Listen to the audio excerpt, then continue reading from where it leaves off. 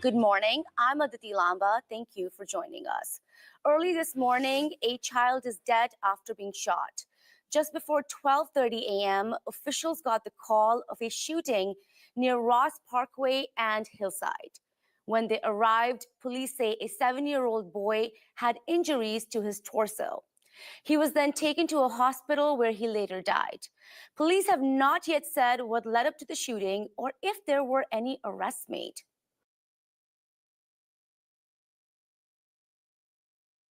I'm not going to lie and say it doesn't affect us to see that kind of stuff.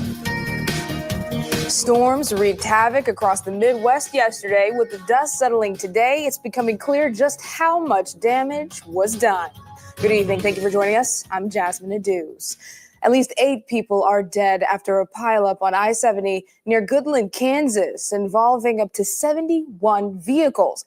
After more than 24 hours, both eastbound and westbound lanes of I-70 are open again. KSN's Peyton Steiner spoke to the Kansas Highway Patrol and witnesses from the scene about the impact it's had on everyone in the area. Peyton.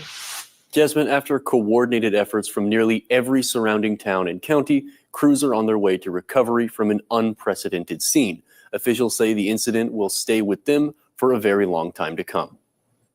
Not this bad. I've seen him before, but this is probably the worst I've ever seen.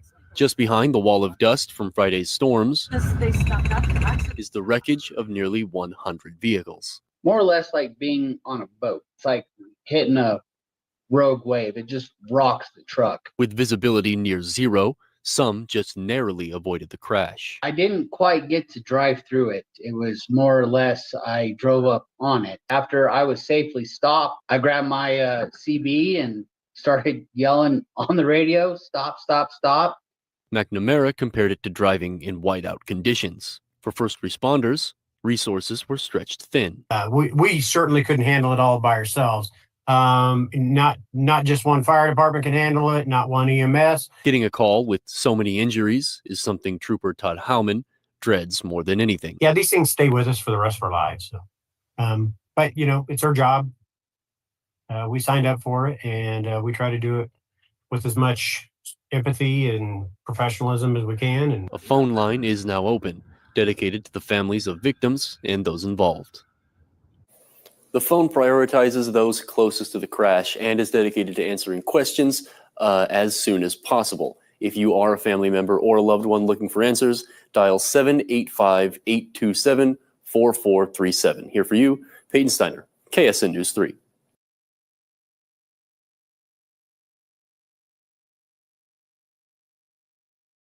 I'm Chris Reed in the woods above Cedar City. With the snow falling down, it doesn't seem like the time to really talk about wildfire danger.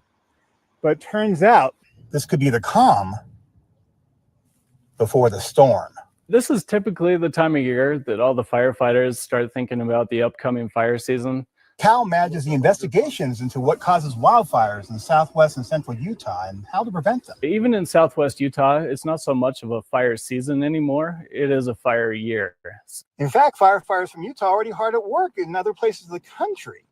Hal says he has some firefighters right now in North Carolina, and there are other firefighters from Utah and Texas and Kansas. Don't let the snow falling outside the Bureau of Land Management firefighting headquarters in Cedar City fool you. One of the driest years on record has firefighters worried about the summer ahead. A forecast just released by the National Interagency Fire Center says southwest Utah may be prone to above average number of wildfires starting in June. That's especially when the grass that will grow from current precipitation dries out. Hal said firefighters have already been working ahead through prescribed burns and proactively cutting out woods and brush before they can burn. We'll go in there and take out all the deadened down vegetation, all the overgrown vegetation, and really try to make that a more healthy environment so we don't have the large fires. Hal says residents in woodland areas can be proactive by making sure dry brush is cleared 30 to 200 feet away from structures. A lot of these communities do have active local fire councils. So we encourage people to get involved in those local fire councils and see how they can be part of the solution and try to protect their own communities from wildfire. And there's one more thing that people just driving on the highways can keep in mind. By far, our biggest cause of human-caused wildfires is vehicles along travel corridors. We live in Southwest Utah. It's a really fire-prone environment. From Cedar City, Chris Reed, Fox 13 News, Utah. Cars came and went through this Kaysville Chevron by the dozen. Some people pumped gas, while others stopped for a snack. Have a good one. Sunday was a workday like any other for Assistant Manager Carson Vowles. Didn't really think that would be coming here to Kaysville. Until he was called back to the Top Stop convenience store late that night. Saying that the cops were on their way because someone just got shot at on the freeway. It's definitely crazy. It makes you wonder what this world's coming to. Lieutenant Cameron Roden with Utah Highway Patrol says the roadway shooting happened between a white Jeep Cherokee and a red Ford Fusion on I-15 South near Antelope Drive in Layton.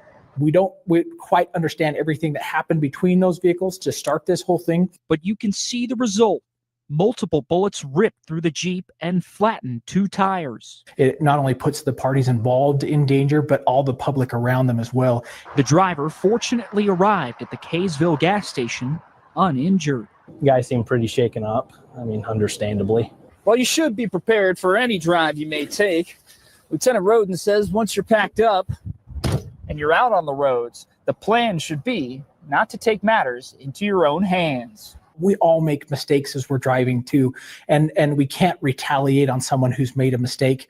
He adds that if someone is driving really recklessly, you should call 911. Let law enforcement handle those type of situations. Or if you need to, stop in at a gas station like this one and cool down.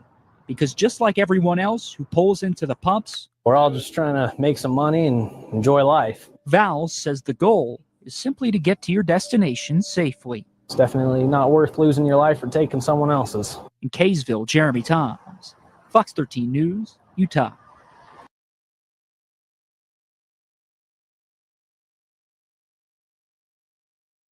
At Weber State University, administrators are working to figure out how to reallocate about $6.7 million.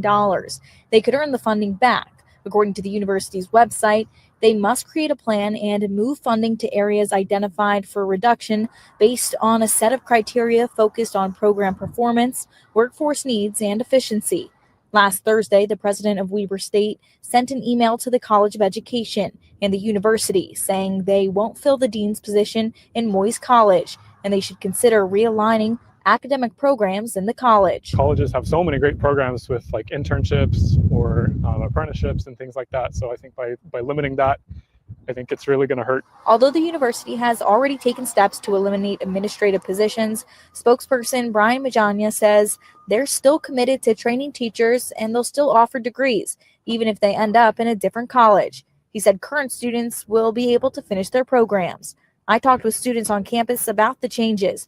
Even though they're not in the education program, they said the situation creates some anxiety. That definitely would be really scary and really sad because that's what I need. Like, I need that funding. I need the program to be able to go into that. And so if that was cut, it would really make me have to rethink a lot of my life decisions, I think. Not knowing what's coming, it would be hard to, sit and study for finals and, go and try and register for classes for the next 2 semesters, hoping that they'll still be around and, hoping that, this degree will be around by the time I'm done. University leaders are working with the college to envision what this could look like and how to best support the College of Education in the transition. But for now, Majanya says their mission to prepare students for the classroom will not change. In Ogden, Julia Sandor, Fox 13 News, Utah.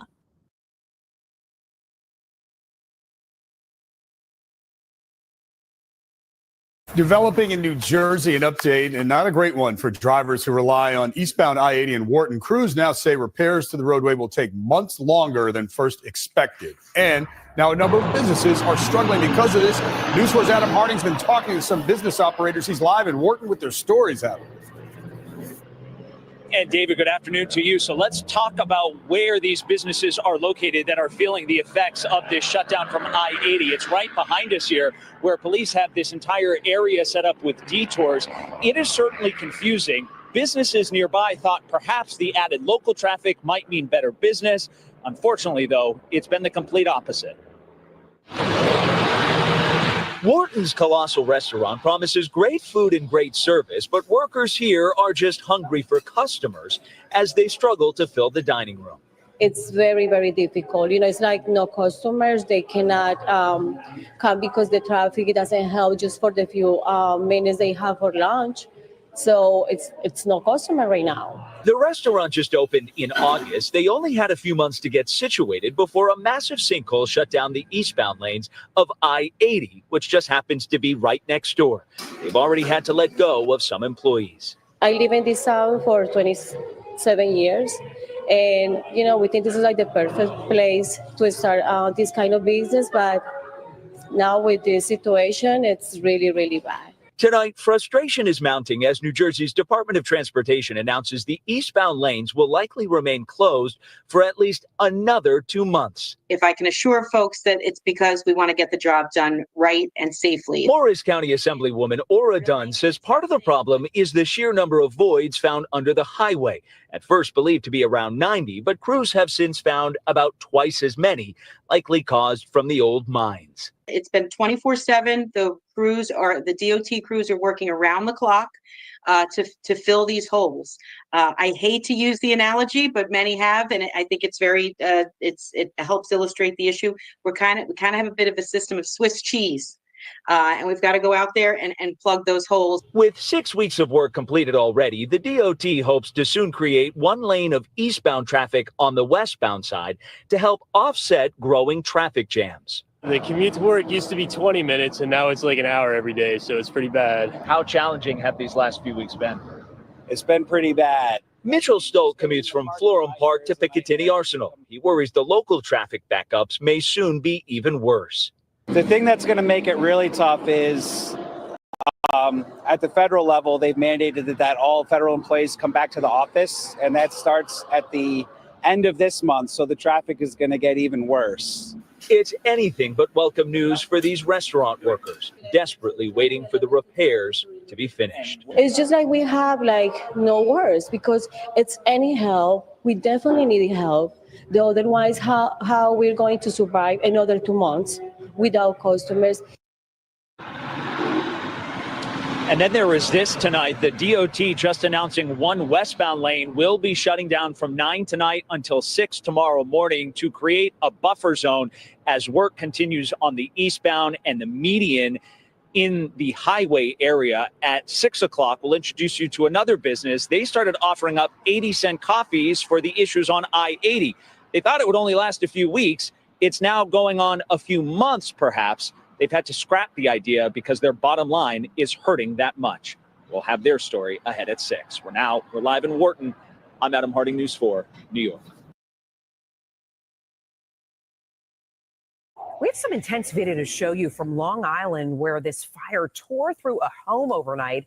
Look at those flames go. It happened in Island Park, and right now the man who lived in the home is actually still unaccounted for. News 4's Paisy Cheng's covering this. He's got an update on the search. Paisy? Dave and Natalie, investigators are sifting through what's left of the home right now, searching for the homeowner who may have been inside when the fire started. Flames shot through this house on Sunset Avenue in Island Park. The fire made worse by strong winds.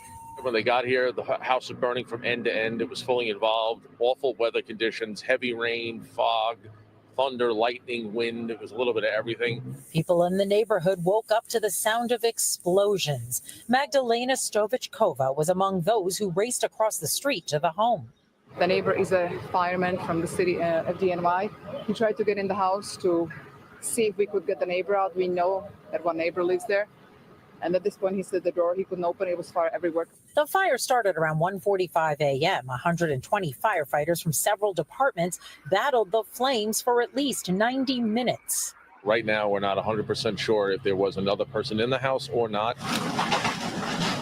Excavators were used to peel open the house as firefighters sifted through the debris. They are also looking to put out any hot spots. Neighbors are worried about the guy who lived there, described as a man in his mid-80s. Very upsetting because, you know, it's in our neighborhood and like affecting people, and like we don't know what the cause was of the fire, you know, and it's like this is not the way to go. Investigators from the arson squad still need to figure out how and where this fire began. We're live from Island Park tonight. Paisley Chang, News 4 New York. Paisley, thank you.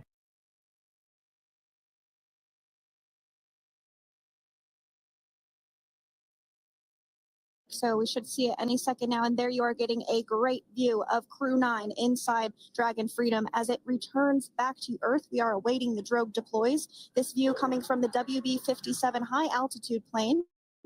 And there you see it on your screen, drogue deployment. Drogue descent rate nominal. You can hear the crowd here. Visual on 2 healthy drogues. The crowd here very excited as Dragon Freedom continues to make its way back to planet Earth.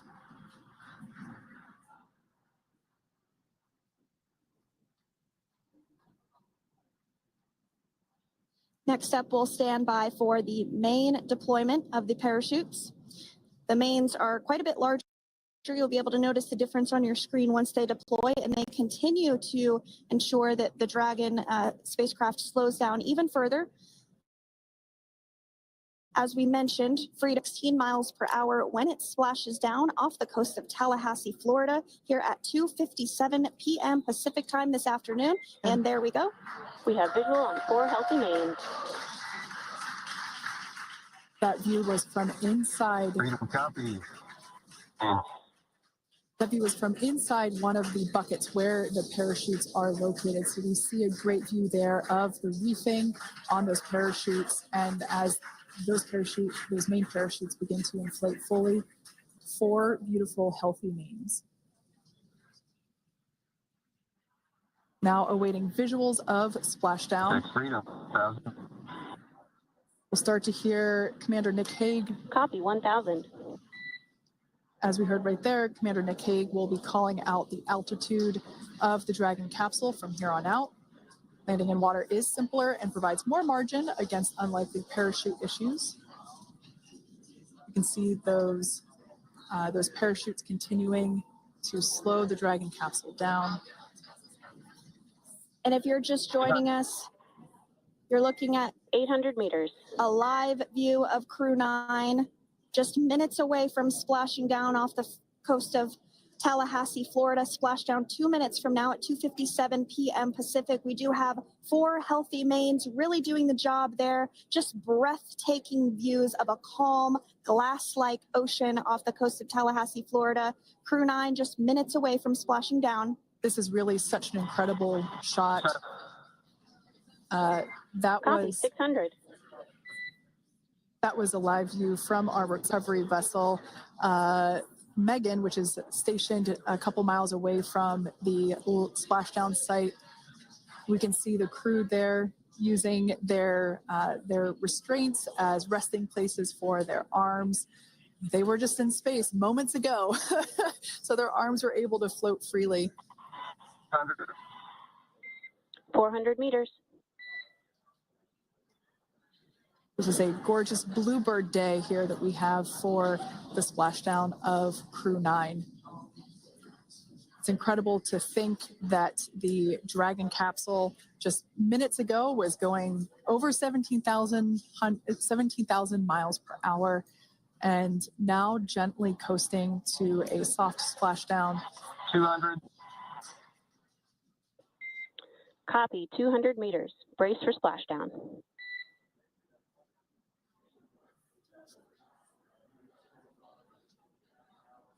As you can see there on your screen, continuing to monitor progress of the Dragon spacecraft. And we're going to stand by for splashdown located in the Gulf of America off the coast of Tallahassee, Florida.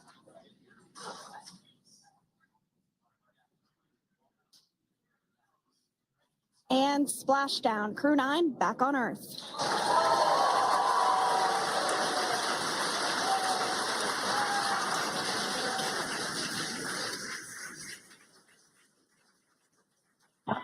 And SpaceX Freedom, splashdown. Good main release. Copy, splashdown. We see main chutes cut. Nick, Alex, Butch, Sunny, on behalf of SpaceX, welcome home.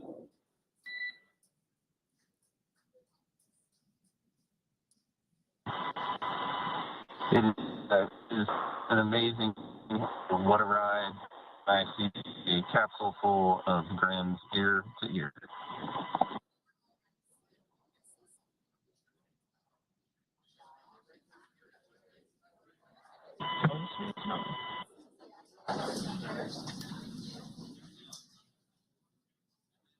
And as you can see on your screen, we have visual confirmation of splashdown.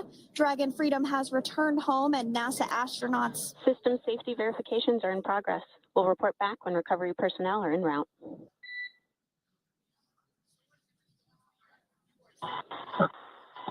Understand. And, we're in section 2 of 4.800 landing response.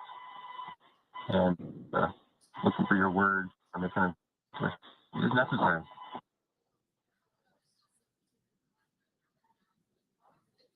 In the distance, we can see the recovery vessel making its way. Copy, you're in section 2 for the environmental assessment in 4.800. That is not necessary today. Understand. Raise advice. So we will continue to have communications between the Corps and Nick Hague, the commander of Crew Dragon Freedom, which just splashed down 2 minutes ago off the coast of Tallahassee, Florida. Dragon Freedom has returned home with NASA astronauts Nick Hague, Sonny Williams, Butch Wilmore, and Roscosmos cosmonaut Alexander Gorbanov. They're back on Earth after approximately 17 hours of a return journey from space. The SpaceX recovery ship and team have been waiting for Dragon's splashdown, and they will now make their way to the splashdown location. The teams have been ready and waiting about 3 nautical miles away, so it's going to take them about 30 minutes or so to make their way to SpaceX Freedom. Pretty sure we're in stable 1. Copy, stable 1. We see the same. It's going to take about 30 minutes for the recovery team to make their way over to Nick, Sonny, Butch, and Alexander, who are still seated and secured inside that Dragon spacecraft there on your screen. Incredible views there of that thermal protection system, or TPS. That Dragon capsule was pristine, white color before it departed the station, and we can see how the reentry phase, the thermal protection system did its job. Now, if you're wondering what that hole, that like bucket area is, that is underneath the side hatch. That is where the main parachutes were stored. So when we saw the Dragon capsule docked at station, it looked very different. The panel that protects and covers the main parachutes, that was still intact, as well as the panels that enclose where the drogue parachutes are located. We can see those fast Freedom, boats. SpaceX is go for recovery personnel to approach. Expect personnel alongside in the next few minutes. Freedom copies. We can see those fast boats. We weren't kidding when we said they were fast. While it does take about 30 minutes for the main recovery vessel to make its way over to the capsule, these fast boats will be doing a couple of things simultaneously. A couple of them are going to be working to retrieve the parachutes that you see in the background there of this drone shot. Those parachutes will be retrieved from the ocean surface. We want to make sure we are able to pull those out. The recovery vessel there closest to the spacecraft is going to be performing some safety checks. We can see there they're using an instrument that is basically working to detect if there are any hypergolic vapors or fumes that are still residing in and or around the Draco thruster nozzles or outlets. The hypergolic fuel, which is necessary for on-orbit burns to maneuver the spacecraft. Unfortunately, those hypergolics are unable to be breathed. They are toxic, and so this team here is doing those initial safety checks to make sure that it is safe for the rest of the recovery team to approach the spacecraft. They're also checking to make sure that any residuals from the pyros are safe and are not going to cause any issues. We can see the team working their way around the spacecraft to do these basically these sniff tests on all of those Draco thrusters. And as we continue to await the recovery of our Dragon spacecraft with NASA astronauts Nick Hague, Sunny Williams, Butch Wilmore, and Roscosmos cosmonaut Alexander Gorbanov inside, Dragon has autonomously completed several steps to safe itself following splashdown. We are continuing to see Dragon in what is known as stable 1 configuration. That's kind of the ideal configuration following splashdown. It's upright, and the Dragon capsule is in the right configuration for it to be hoisted into the recovery vessel Megan, which you do see a little ways off in your screen approaching. Dragon will continue to remain live on air with you through that recovery process, all the way through the point where the crew is extracted from the Dragon spacecraft. Now, if you are just joining us, the mission has gone smoothly so far. Dragon successfully splashed down off the coast of Tallahassee, Florida at 2:57 p.m. Pacific, 5:57 p.m. Eastern Time this afternoon. Approximately 17 hours prior to splashdown, Dragon autonomously undocked from the International Space Station, completed a series of departure burns, jettisoned its trunk section, and performed its final burn, the deorbit burn. This placed the Dragon spacecraft on a trajectory toward Tallahassee, Florida. Dragon successfully re-entered the Earth's atmosphere, followed by deployment of its parachutes to slow the spacecraft down to a gentle splashdown. We're now going to follow the Freedom. Hypergol sweeps and unfired ordnance checks are nominal. Rigging is in progress. Approximately 25 minutes until capsule lift. Stand by for PMC with SpaceX flight surgeon.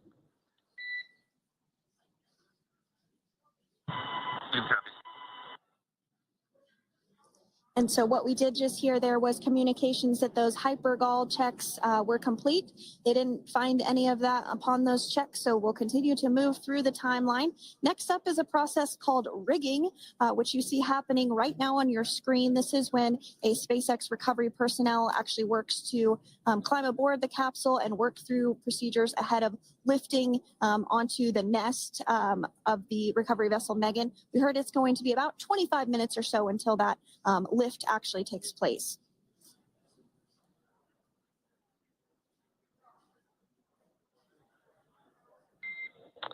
Okay, Freedom, the next call will be from the SpaceX flight surgeon on Dragon to Ground Private. Understand. Thank you. callouts there indicating that the crew will have the opportunity to do a quick check-in with the SpaceX flight surgeon. This is standard procedure for every Dragon spacecraft when it returns to Earth. It's just an initial check-in, make sure everybody is doing okay. They will also have another check-in with the flight surgeon once they are on board that recovery vessel that you see there in the background. We can now see that SpaceX recovery team member they're on top of the Dragon spacecraft. They are going to be working to install plugs in the Draco thrusters to ensure that none of those, and to ensure that no more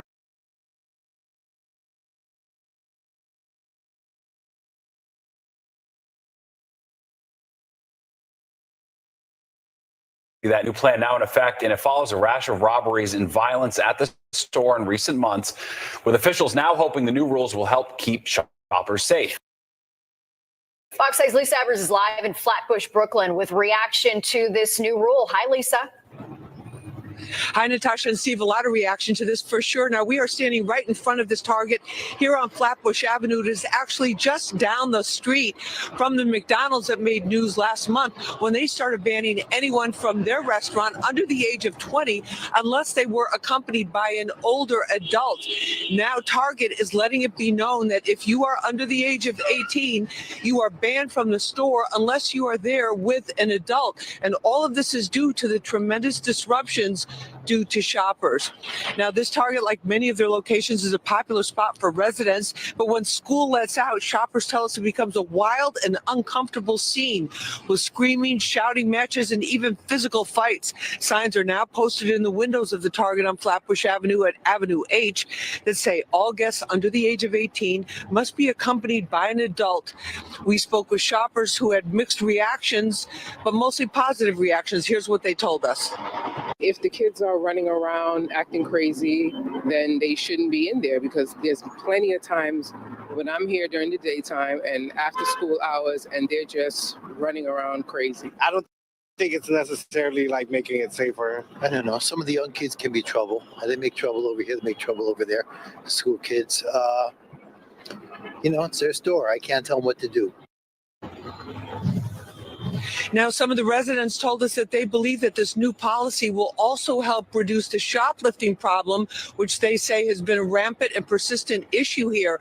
Now, we reached out to Target's parent company and the corporate PR, but did not get a response.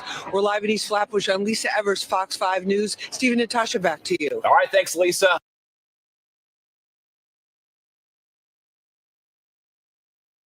More breaking news. President Trump and Russian President Vladimir Putin holding a high-stakes phone call to discuss the future of the war in Ukraine. Fox 8's Sharon Crowley is here. And Sharon, they spoke for hours. What came out of that call? Yeah, very interesting development today. President Trump describing the phone conversation with Russian President Putin as, quote, good and productive. Russia has agreed to an immediate ceasefire on all energy and infrastructure, but stopped short of backing a broader 30-day pause in fighting. The call lasted almost 2 hours, and President Trump indicated it's the first step in a movement to peace. It's not yet clear, though, if Ukraine has agreed to the phased ceasefire plan. Putin also announcing the two countries are set to exchange 175 prisoners of war each. Russia will also return 23 badly wounded Ukrainian soldiers. Putin says his key condition to wrap up this conflict would be to end foreign intelligence and military assistance to Ukraine. You had a 3-year-long, very difficult war. And of course, both sides are going to try to seek the maximum of what they can after having gone through that. Well, Russia invaded Ukraine, you'll recall, in February of 2022. Ukraine has tried to fight back against its much larger neighbor with drone and missile strikes deep in Russian territory, including on energy facilities. The war, though, has killed or wounded hundreds of thousands of people, displaced millions, and reduced entire towns to rubble, as we've seen there. Now, the Kremlin saying tonight that Putin welcomed Trump's calls for a more expansive ceasefire and agreed to begin negotiations to further work out specific details of such an agreement. So let's hope this keeps going. All right. Thanks, Sharon.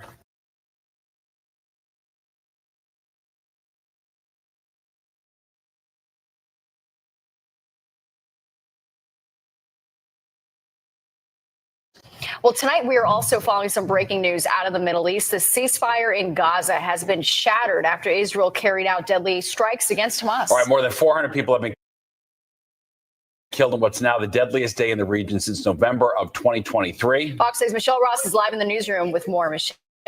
Natasha, Steve, in a new message from Israeli Prime Minister Benjamin Netanyahu, he says this is only the beginning, which is a stark difference from what many to believe the beginning of the end of the 17-month-long war.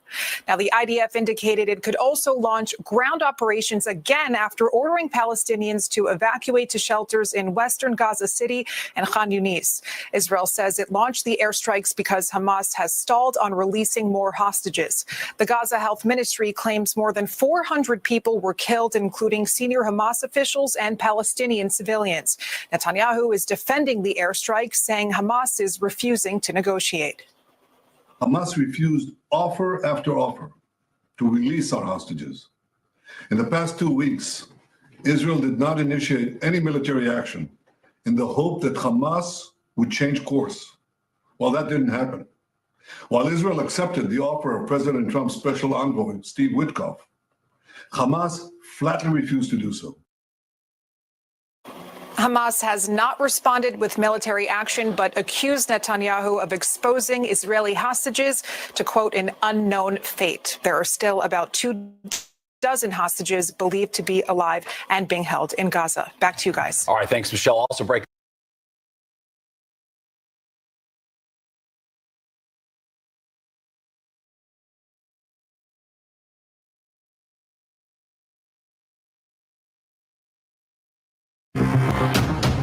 Trump administration's deadline for the MTA to kill congestion pricing is this Friday. Ticking down. Both the MTA and Governor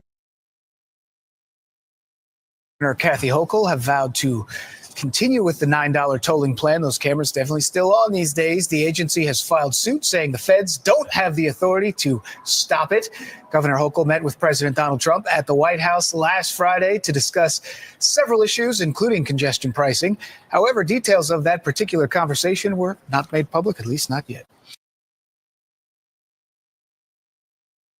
And as the toll appears to be sticking around, city officials have now determined a start date for the crackdown on obscured, damaged, or missing license plates. In less than a month, you will be ticketed if you have a so-called ghost plate. Let's get right to Good Day's Briella Tomasetti. She has been tracking this story. She joins us live on the east side. And Briella, we can't say we didn't see this coming.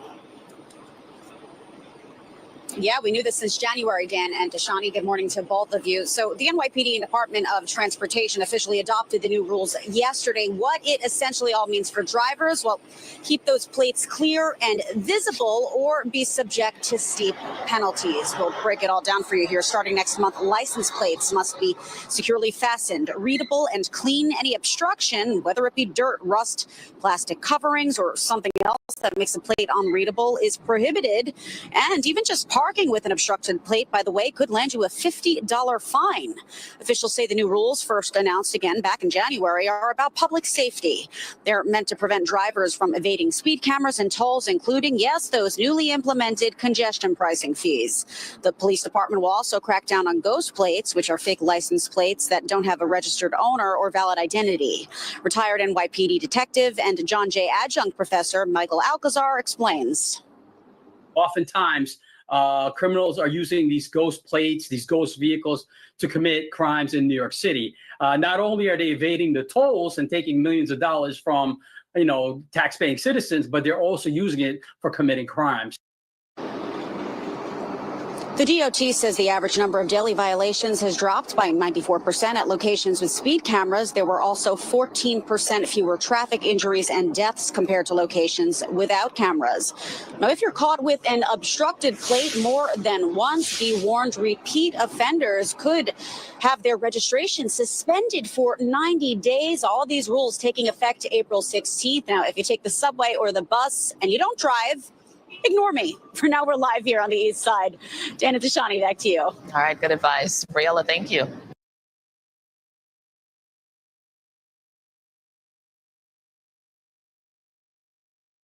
Well, a brand new report shows most New Yorkers are in favor of removing the mentally ill off streets and subways in order to give them the help that they need. And Fox 5's Anton Lewis is live in the newsroom with more on this report. And of course, it's receiving a whole lot of reaction. Antoine. A whole lot of reaction. Good evening to you and good evening to everyone. There's a proposal right now in Albany that centers around forced hospitalization if an individual is deemed a threat. But what some say is an aggressive step necessary to address a very serious problem. Some others say there are better options.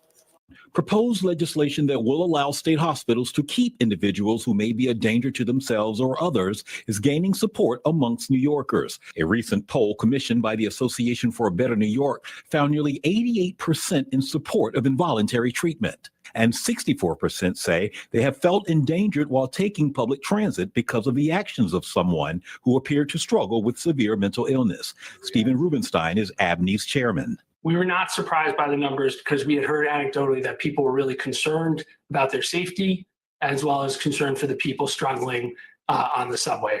Right now, hospitals are forced to release people back on the streets, individuals who may be in need of more treatment for mental wellness. An individual can only be kept if they are deemed a danger to themselves or the public. Homeless advocates have criticized the legislation as not addressing what many feel is the root of the problem, a lack of mental health resources for those in need. We think it goes too far because basically the intent here with respect to Hochul's proposals is to loosen up the standard by which a person can be involuntarily put into a psychiatric facility, taken off the street, out of the subway, by law enforcement. Abney acknowledges that perspective, but still believes it's time forced hospitalization be seriously considered by state lawmakers. I think they should all get in the room and we should hammer out something that is both compassionate for people who ride the subway and for the people who are suffering. And I think what this poll is telling you, we want them to work it out. We want them to work it out together, that we need them to. We're asking for application of the standards that exist and development of services that will in fact meet people where they are and serve them. Now, once again, when we're talking about that, with most New Yorkers in support of involuntary confinement, Albany lawmakers appear to be at odds. The state legislature has not given any endorsement to Governor Hochul's efforts at addressing the issue. Natasha?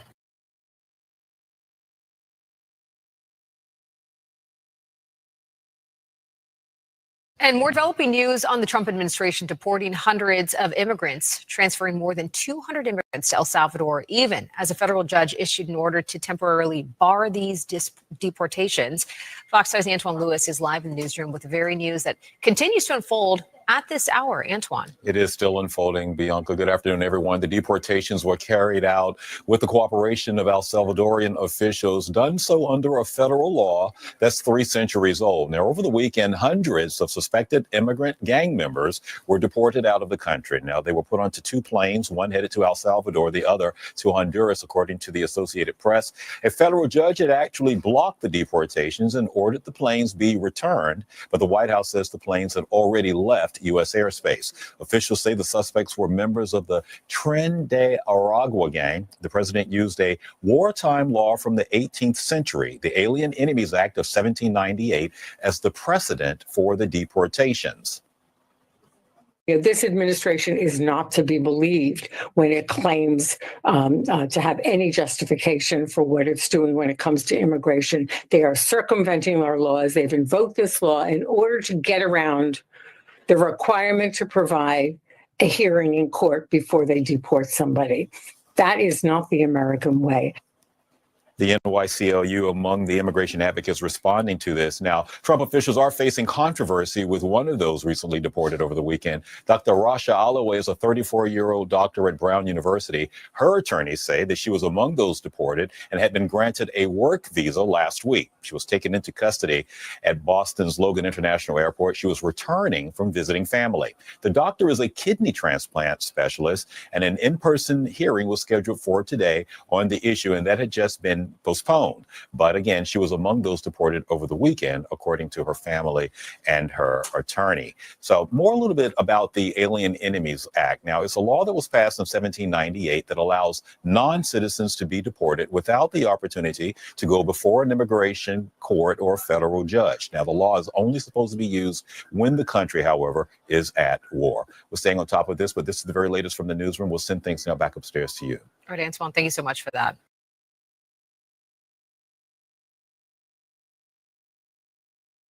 And now to this disturbing story. Police are investigating after a man was set on fire here in Times Square. Well, police say they're looking for a suspect who knows the victim and, according to the Post, was arguing with him moments before he was set on fire. Good day's Briella Tomasetti live in Times Square. Briella, a lot of questions going on with this. You're trying to get to the bottom of the situation. What are you hearing? Yeah, Dan and Tashani, good morning. And unfortunately, the few details you just told me right now is the extent, really, of what we know about the brazen attack happening here in Times Square. We also know this, though. It took place hours before the start of the New York City Half Marathon, with thousands of runners passing by just about a block away from this crime scene. I just came and I saw him over there, and he was just kind of like on fire. Right.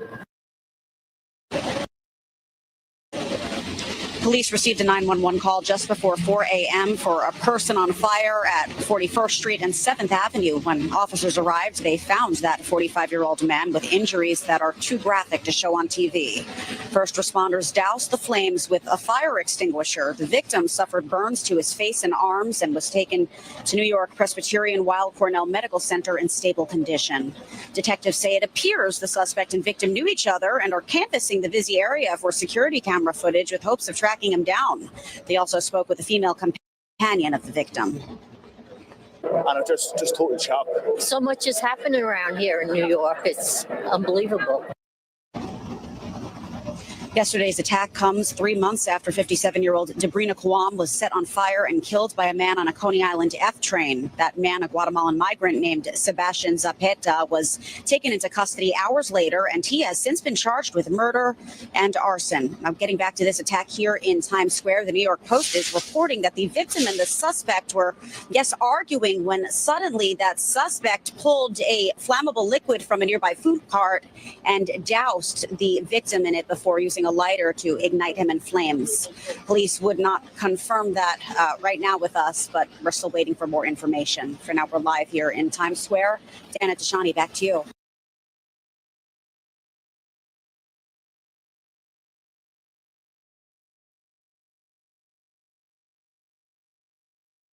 Are taking place here and across the country following the arrest of the pro-Palestinian activist and former Columbia student Mahmoud Khalil. Let's get right out to Stephanie Bertini live in Times Square with more on what these demonstrators have been calling for all week. Stephanie.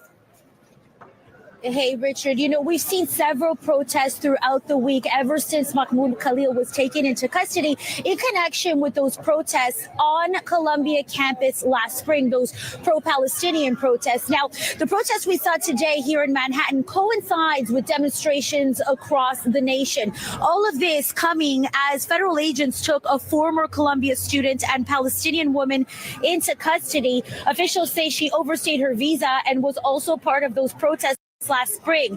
That development came just days after Khalil was picked up at his university-owned apartment, while those in support of him are calling this wrong because he is a lawful U.S. resident and free speech is something people are talking about. Federal officials have called him a threat to national security. Secretary of State Marco Rubio said he revoked Khalil's permission to be in the U.S. because of his role in the pro-Palestinian protests at Columbia, saying they had riled up anti-Jewish sentiments and amounted to support for Hamas. Here's what a few of the protesters had to say today. You can see we were in the thick of it. To Columbia students, what are your thoughts on that? I think it's totally ridiculous. What are your thoughts on how the current administration is handling immigration overall? I think they're trying to instill fear and divide people.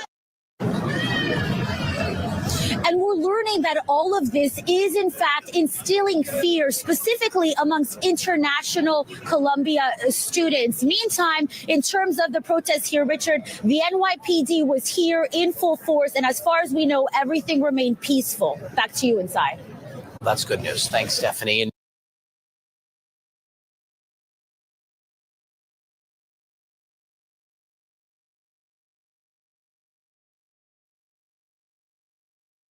All right, we want to go back to that breaking news happening in Southwest Miami-Dade. That's where grass fire is causing major road closures. NBC6's Laura Rodriguez is stuck in that traffic. She got out of her vehicle and she's joining us live now with more. And what does it look like out there right now? Because we see the smoke behind you.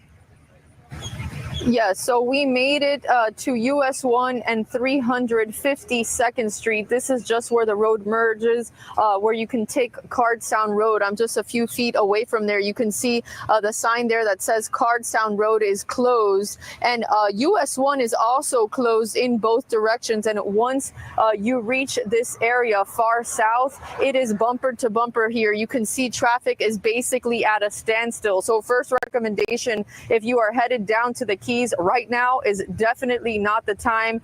Turn around and head back north because traffic is simply just not moving down here. There is no way to get into the Florida Keys at this time. Over my shoulder here, you can see this fire burning right now. The Florida Forest Service is telling me that there are 3,500 acres burned, 20% contained right now. No structures are threatened at this time. And by the way, the Miami-Dade Fire Rescue is telling us that the reason US 1 northbound and southbound is closed is to allow units to gain access to additional water sources. The Florida Forest Service also telling me this fire is just moving very, very fast. It's a wet area here, so equipment can get stuck and it can be very challenging for them to work in these conditions. There are about 16 Florida Forest Service personnel on scene along with the Miami-Dade Fire Rescue. Miami-Dade Fire Rescue Rescue also saying crews are on scene working to control this fire. There are no reported injuries at this time. But again, the most important thing for you to note right now is that if you are headed to the Florida Keys, it is best to turn around and head back north. We are in the Florida City area where US 1 merges, and it's about to merge where you can take Cardstown Road. You can see traffic bumper to bumper moving very, very slowly. So avoid this area if you can. Again, the last update here for this wildfire. The fire is 3,500 acres at this time, and right now it is only 20% contained. Crews with Miami-Dade Fire Rescue and the Florida Forest Service working hard to put that fire out right now. Reporting live in Florida City, I'm Laura Rodriguez, NBC6 News.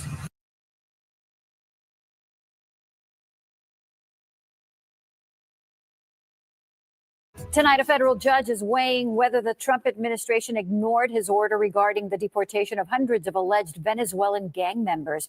And new information now from officials that those deported may have been charged with the crimes, but not necessarily convicted. NBC6 politics reporter Hatzel Vela is live now to explain the back and forth. Hatzel.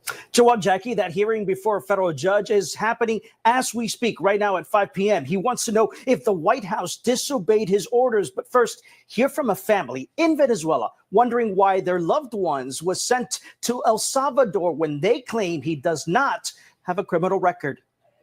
Este chamo que está aquí se llama Francisco Javier García Cacique. Francisco is his name. They say he's part of the group of hundreds of Venezuelans the Trump administration alleges are gang members who were deported to El Salvador over the weekend. Mi hermano es uno de los inmigrantes. His brother, he says, does not have a criminal record in Venezuela or the United States. Se les violó su derecho. They argue his rights are being violated as he was told he would be deported to Venezuela, not El Salvador. I can tell you this, these were bad people. The president is claiming authority to do this, citing the Alien Enemies Act from 1798, which has only been used in times of war. Well, this is a time of war because Biden allowed millions of people. So now the White House is locked in a fight with the courts. A federal judge quickly blocked the move, ordering the deportation flights back to the U.S., but they did not return. The Trump administration says it did not defy a court order. The administration appealed the judge's ruling, arguing it was issued after the planes had left U.S. territory. I believe that this could be the beginning of a constitutional crisis. Constitutional attorney Joseph Maloof says the country should be deeply concerned about what's going on here. So now you have somebody who's allegedly breaking the law. He's in charge of enforcing the same law. That is a conflict, and that is a crisis at a constitutional level. During the back and forth, the White House has not identified those deported or provided proof of their crimes, a violation, critics say, of the 14th Amendment. And many people who are being picked up may or may not be members of the gang, may or may not have committed a crime. And that is why we have adjudications to determine what the person has done, who has done it, and what the punishment should be. This afternoon, the White House weighed in on this. Customs and Border Patrol and ICE and the Department of Homeland Security are sure about the identities of the individuals who were on these planes and the threat that they pose to our homeland.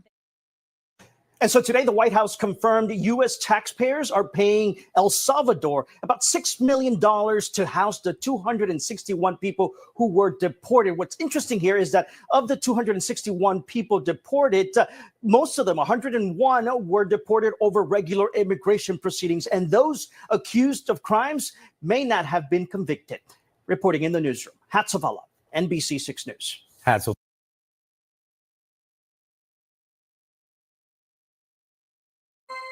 All right, welcome back. Well, when school fights happen, usually the kids involved face some kind of school-based discipline. But a fight last week in Fort Lauderdale ended with 2 students being charged as adults and taken to jail. And that's where we find Ari Adzer with this story. Ari, what happened here? Well, Jackie, usually school fights are students versus students. This one was 2 students allegedly assaulting a substitute PE teacher. It happened Thursday afternoon at the end of the day at Dillard High School, right at dismissal time. And police took the 2 students who were allegedly involved and booked them here into the Broward County Jail. They have since bonded out. Here's what happened. It was an ugly scene. Students pummeling the substitute teacher, security personnel doing their best to break it up as quickly as possible, and then 2 seniors were sent to jail. The lawyer representing one of the young men asked the judge to lower the bond amount. But he is on track to graduate from high school. Now his mom is going to be the one that posts his bond. She works at Wingstop. She doesn't have the financial resources to post a $15,000 bond. Counsel, he and another individual, without any provocation, walked up and started punching a teacher in the face, beating him. He's a danger to the community. $15,000 bond. Have a good day. The arrest report says the 2 students launched a synchronized physical attack against the teacher. One student who witnessed the fight said the teacher had a history of saying challenging things to students. I just seen like the guy, the teacher, he was talking to one of the students, and he was like, "What you gonna do about it now?" And then them boys just started fighting. I guess what happened was like the teacher was talking about them, and they didn't really appreciate it, and then they just started fading. So you think the teacher said something to provoke it? Yeah, he most definitely. Now, obviously, his account contradicts what Fort Lauderdale police said happened in this incident, which is that to them, they said that the 2 students went ahead and provoked the violence without any provocation from the teacher at all. So Broward County Public Schools sent us a statement saying that besides the criminal charges, these young men are facing school disciplinary action as well, which is likely to be expelled from Dillard High School. And also, they said they are investigating this entire incident, including potentially the actions of the substitute teacher in this particular incident. We're live in Fort Lauderdale. Ari Odzer, NBC6 News. Adam, thank you. Take a look at this video. It shows an American Airlines plane that caught fire at the Denver International Airport. Other video right here shows passengers standing on a wing as smoke pours out of that plane. We're told the plane departed from Colorado Springs bound for Dallas-Fort Worth when it was diverted to Denver. The FAA says that the engine caught fire after landing after they experienced an engine-related issue. The Denver Fire Department says that everyone got off safely and at least 12 people had to be taken to the hospital for minor injuries. The FAA says that they will be leading this investigation.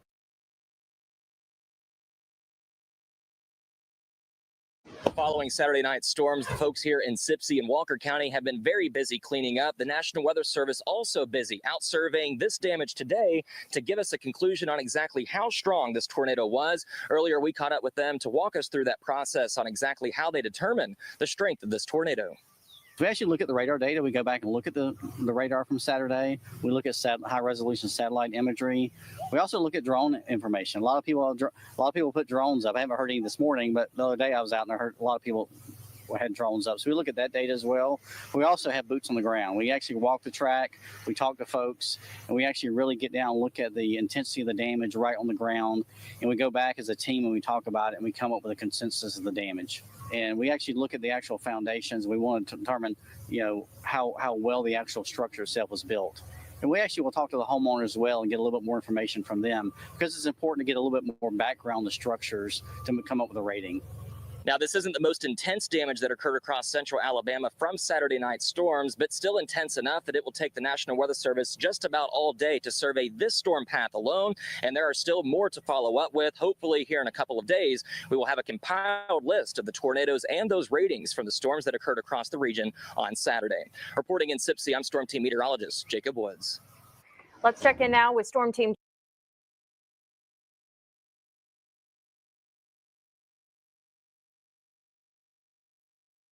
Now, the Alabama EMA, Jim Stepkovich, the meteorologist there, just told us that Alabama had at least 7 confirmed tornadoes, possibly more.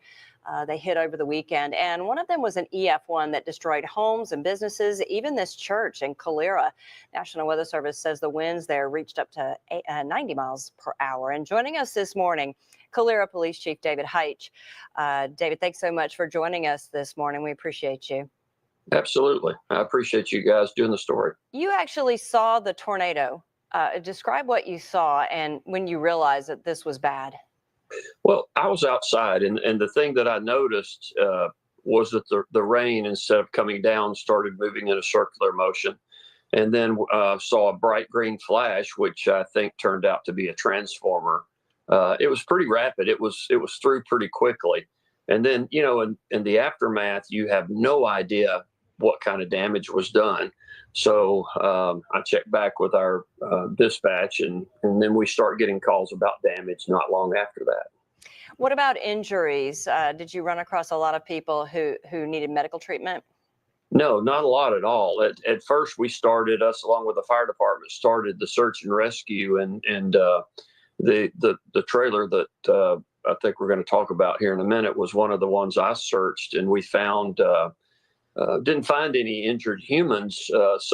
Luckily, some of the trailers had been evacuated and people had gone to shelters. We had opened additional shelters because of the severity of this, and 2 of our schools were kind enough to open their doors to us as shelters, and they were pretty full. There were a lot of people that took advantage of that, which I think probably saved people from getting killed or injured. No doubt. All right. We talked with a man who lost his mobile home. You just mentioned Tim Striegel. He and his daughter left just minutes before that storm hit. Here's what he told us this weekend. I would have been in that bedroom playing with my Xbox when it hit. And thankfully, he was not. You, Chief, ended up helping him out along with his daughter. Tell us about that. Oh, yeah, we weren't expecting that. We're just going from location to location trying to rescue people. And once you go to a house like his trailer, I searched it myself, and we found his dog trapped. And once you finish with that and you move on, you don't really think about those people again. I don't. You should, I guess. But we found out that later an officer that was actually helping us out from Vestavia found Tim and his daughter and their animals just standing outside, and there were more storms coming. So the Vestavia officer brought them to our police department, and we had to figure out what to do. So this was late. I don't know, maybe midnight, 1 a.m. I'm not sure. But we started making calls trying to find a place for them to shelter. They were exhausted and hungry, so we couldn't come up with anything. We couldn't come up with a place for that night. So we made them as comfortable as we could at the police department, and got them something to eat. It was a sad situation. I think that's the first time we've ever had a cat and a dog in our jail, but they behaved very well. That is good to know. And Chief Tim said that his faith in humanity is restored, and certainly what you and your department did is one of the reasons. We appreciate you, Chief David Heitch from Calera. Thank you for joining us. Our hearts are with you all. Thank you.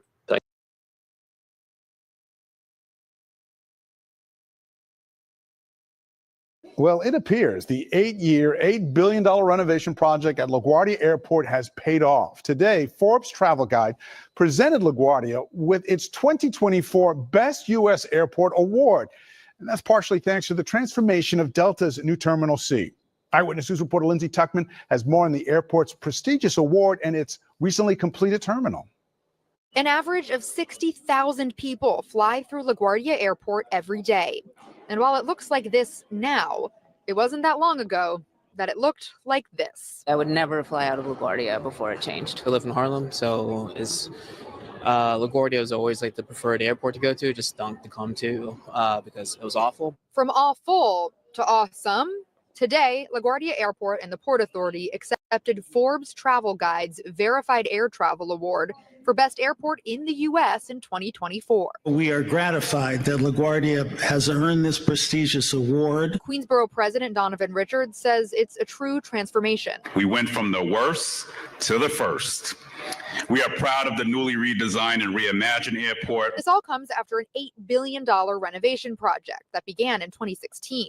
Delta Airlines showcasing its now complete state-of-the-art Terminal C, with its final gates completed late last year, and an outdoor sky deck set to open this week. While being inside a beautiful terminal is certainly nice, at the end of the day, for most flyers, what happens outside the terminal is more important. When we first started the design of this new terminal, we focused on the airfield because LaGuardia was notorious for the delays getting on and off the runway, right? So you can't have a beautiful new building with an inefficient operation. So what comes next? About 12 miles south, the $19 billion renovation of JFK Airport, already underway.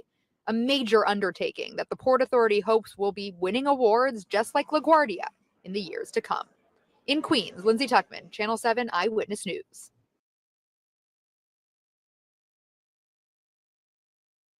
Police are looking for two men accused of robbing a clothing store in Washington Heights. Their weapon of choice, pepper spray.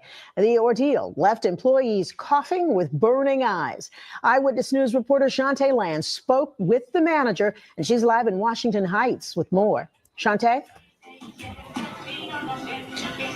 Sandra, I did speak with the manager today, and she pretty much said her eyes were burning, as you just described.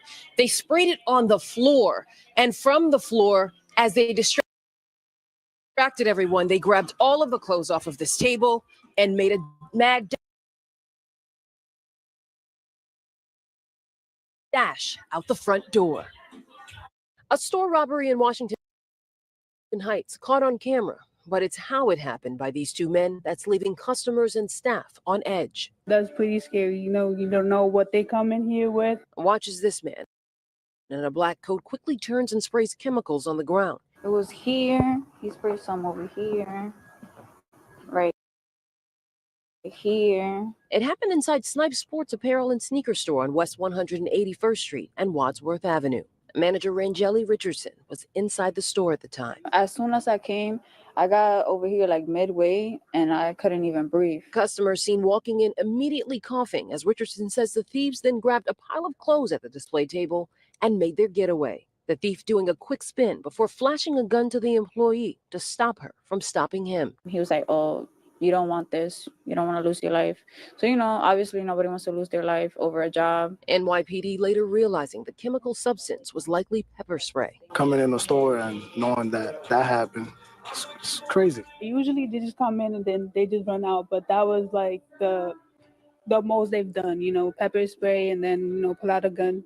Although the theft happened on February 19th, the brazen robbers are still on the loose. Police hope this newly released surveillance video of the pair will help identify and arrest them. This was nothing new to me, honestly. Worse had happened to me before, so I was just worried about the staff because, it was a first experience for them, and I was just worried about them and their well-being.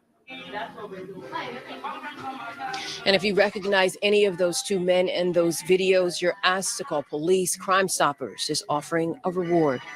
Live in Washington Heights, Shantae Lands, Channel 7, Eyewitness News.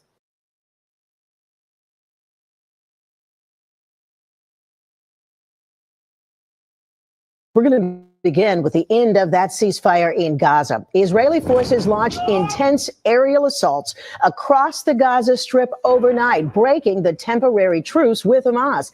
And in an address a short time ago, Israeli Prime Minister Benjamin Netanyahu promised this is just the beginning. Gazan officials say those attacks killed more than 400 people, making it one of the deadliest days in Gaza since the war began. The two sides were supposed to be holding talks on the second phase of the ceasefire, which would end the war and free more hostages. And that includes Tenafly, New Jersey native Edan Alexander, the final living American hostage. The question is, what happens next? Eyewitness News reporter Lauren Glassberg live in the Financial District with more. Lauren?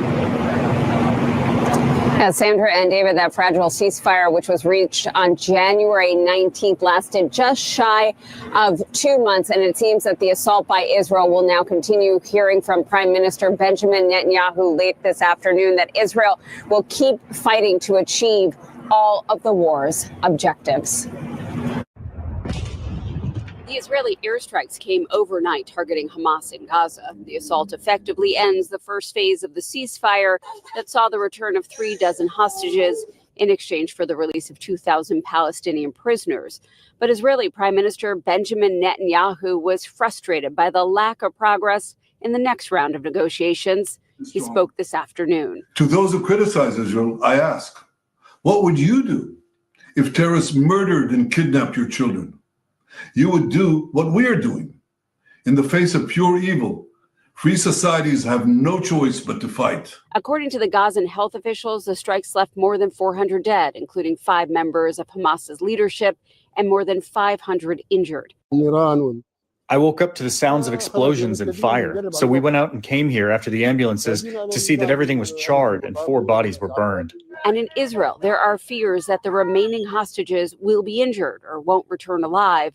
Some are protesting the Israeli government's offensive. I ask Hamas, release the hostages. And secondly, I say to Mr. Trump and Mr. Netanyahu, you cannot achieve peace by this method of killing more babies. Israel had consulted with the Trump administration prior to the airstrikes. President Trump has also called for Hamas to turn over the hostages or face consequences. 24 of the remaining hostages are presumed to be alive. The hostages were taken during the Hamas attack on October 7th in 2023.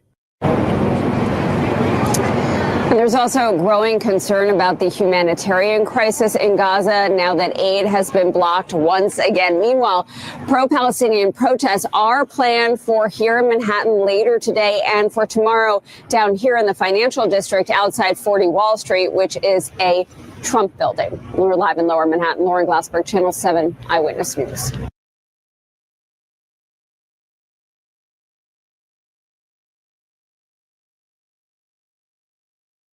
An important reminder from New York City health officials to cat owners about bird flu-related food recall.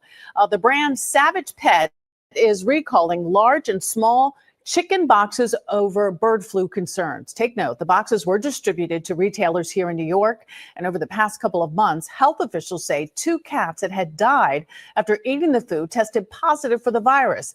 And now a 3rd cat is also suspected of dying the same way.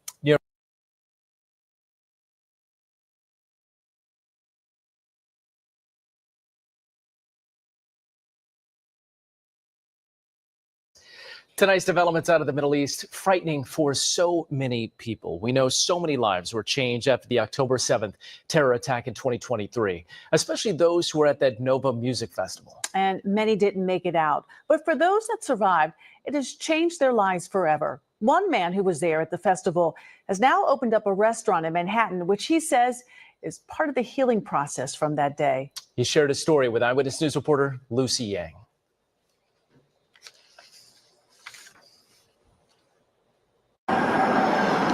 This is Tabunia in Chelsea. We fold it like that, and then 1, 2, and become 3. Named after the Middle Eastern Tabun oven. Very authentic. It's fantastic. Honestly, the za'atar is amazing. The spice and the olive oil. 40-year-old Raif Rashid is an engineer by training, a restaurateur, you could say, by fate. On October 7th, 2023, he was at the Nova Music Festival helping his brother at a food stall. Suddenly, laughter turned to screams, dancing turned to bloodshed. You had a hole in your pants from a bullet. Yes. But it didn't touch you. Yes. Thankfully, Raif and his brother survived. Tragically, many did not. Raif is a Druze Israeli. That means he is not Jewish nor Muslim. He speaks Arabic, Hebrew, and English. This is so good. This is my mom recipe. He also speaks the universal language of food, and that has become his mission, to offer peace through the communion of shared dining. I invite all the people to come try some food and You don't want to talk politics. You want to talk food. So this is my first time having Druze food, and it looks fabulous. I'm going to try this. What is your favorite? I have a sweet tooth. I have a sweet tooth. This is so amazing. It's fabulous. Fabulous. Raif has a Lebanese partner, a Syrian employee, and customers of every faith and background. He points out it's really not that hard. Why not all the world like that? Actually, I'll definitely be back. It was really good. The restaurant should get its kosher designation soon, but they're still waiting for the city to grant permission to turn on the Tabun oven. Until then, Raif will continue to build bridges, one Druze dish at a time. In Chelsea, Lucy Yang, Channel 7 Eyewitness News. Police in New Jersey tonight investigating a shootout that left 4 people wounded. One of them was critically injured. And what began as a dispute inside developed into chaos and gun violence outside in a parking lot. New Jersey reporter Tony Yates live this evening with our lead story in Verona. Tony?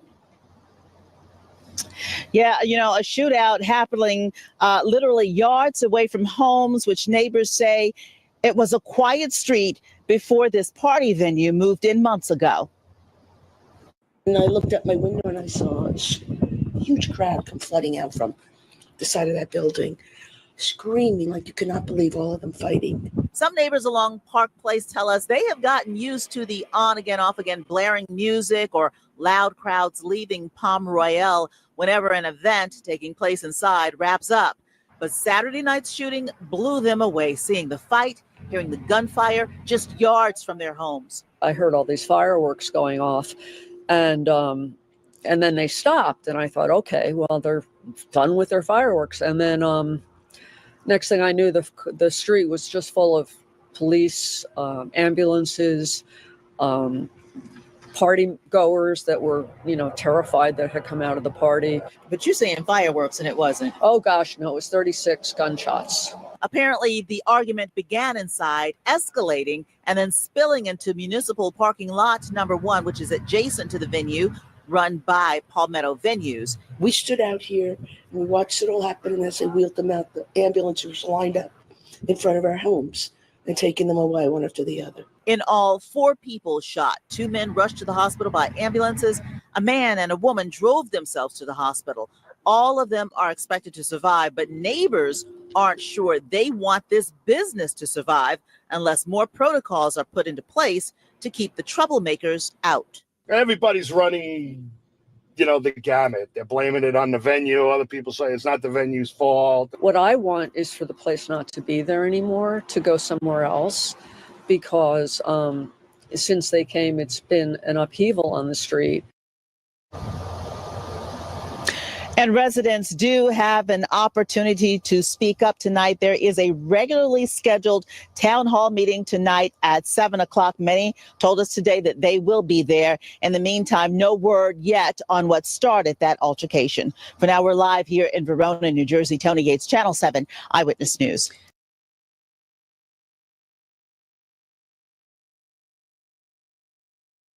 And we begin with breaking news. Somebody stabbed a teenager in his back near a school on Manhattan's West Side. Police are on the scene right now. Eyewitness News reporter Sonia Rincon gathering the latest. So, Sonia, what do we know here? Well, Mike, we're still getting some details, but we know that one male teenager is in the hospital and another is in police custody. Police have set up a crime scene here on 56th and 10th, and we've seen them talking to witnesses. This is a block with several high schools, and this happened right around dismissal time. The victim is 18 years, a stab wound to the back. No word on his exact condition or exactly what he was stabbed with or what this was over. This does not appear to be a random attack, though. It appears these were 2 teens who had some sort of altercation. NYPD school safety agents were outside during that dismissal time. They saw the student who was in distress and they came over to help him. It is not clear yet which of these schools this victim and suspect attended. We're waiting for an update on that victim's condition and any charges for the young man who was taken into custody. That's the very latest. We're live in Hell's Kitchen. Sonia Rincon, Channel 7 Eyewitness News.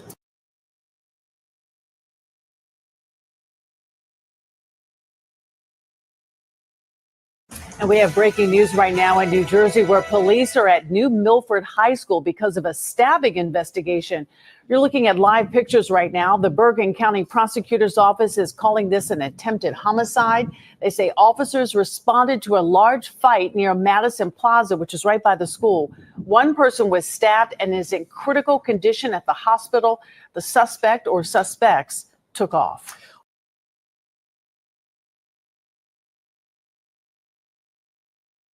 A gun battle outside a party venue in Verona, New Jersey left 4 people hurt.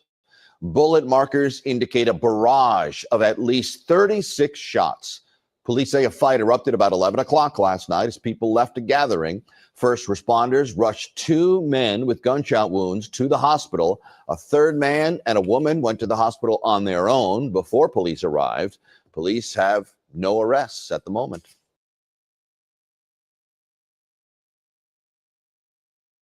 News in Queens. 2 people found dead inside an apartment. Detectives on the scene now investigating how an 88-year-old woman and 57-year-old man ended up dead. Hello, I'm Joe Torres. And I'm Tanya Rivero. We begin with a gruesome discovery in Middle Village, Queens. An 88-year-old woman and a 57-year-old man were discovered dead inside a home on 80th Street this afternoon. Detectives say a firearm was recovered from the scene. Eyewitness News reporter Anthony Carlo spoke to neighbors who knew the victims for years. He joins us from the scene. Anthony. Joe, Tanya, that's right. Neighbors are shocked and they are disturbed. That 57-year-old man, they say specifically, was always friendly, always willing to have a conversation. So they are disturbed by all of this. It is very much an ongoing investigation as police try to piece together exactly what led up to what truly was a horrific scene inside of this home here on a quiet tree-lined block. This is on 80th Street near 58th Avenue in Middle Village, where police stayed posted at the door. Cops responded just after 1 this afternoon. That 57-year-old man was found dead inside the home with a gunshot wound to the head. The body of an 88-year-old woman was also found deceased, but police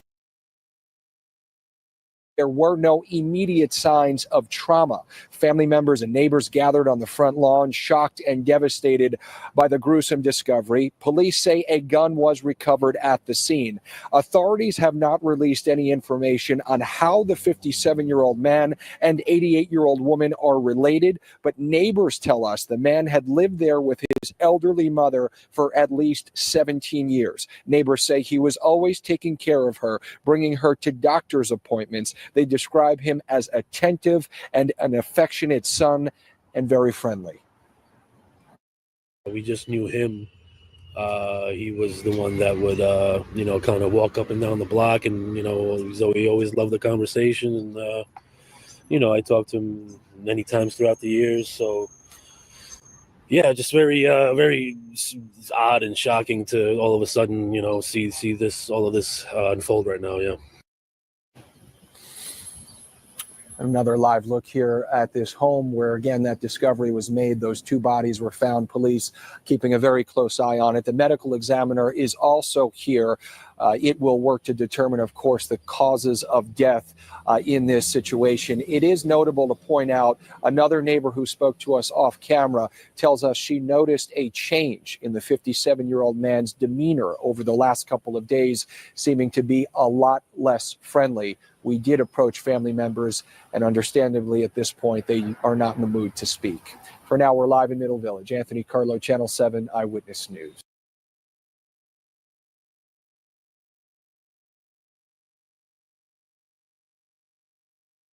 Tonight are investigating a deadly stabbing right by the Barclays Center in Brooklyn. A man was stabbed at around 9 tonight at Flatbush and Atlantic Avenues and Park Slope.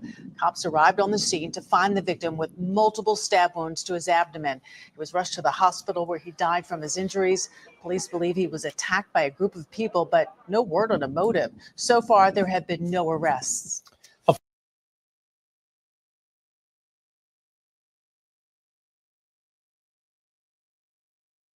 Also new at noon, nearly 2 years after an 8-year-old girl is shot and killed by an 11-year-old at a babysitter's home in Fayetteville, a lawsuit is filed. The family of 8-year-old Genesis Dockery, who was shot and killed, is now suing the babysitter and the owner of the gun. Monique John joins us live with more on this case. Monique, good morning. Good afternoon. Good afternoon. Yes, in this wrongful death lawsuit, the lawyers for the Dockery family allege that the babysitter, Crystal Michael, failed to ensure the health and safety of Genesis while she was in her care. The lawsuit also alleges that Thomas Michael, the owner of the gun and the grandfather of the 11-year-old involved in the incident, failed to ensure the security of that weapon that the boy was ultimately able to access and ultimately did fire the shots that hit and killed Genesis. The family is suing for expenses they racked up in hospitalization, Genesis's burial, and for pain and suffering. This lawsuit comes just days after lawmakers proposed a bill to the state legislature in Dockery's name, punishing gun owners who failed to report lost or stolen firearms if that firearm is used to commit a crime. The Dockery family says that the babysitter was a longtime friend of theirs and had cared for Genesis and her young sister multiple times. We did hear from Fawn Dockery, Genesis's father, during this press conference. Let's go back to hearing what he had to say. Our family has been changed forever.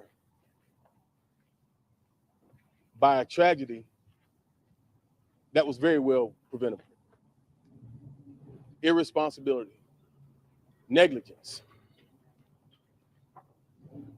We stand here today to own up to our human responsibility, our parental responsibility, to ask for justice and transparency for the life, the light, and the advocacy of Genesis Dockery. While the lawyer for the Dockery says that the 11-year-old in this incident was at one point in custody and found responsible for the situation, he's since been released. Back to you.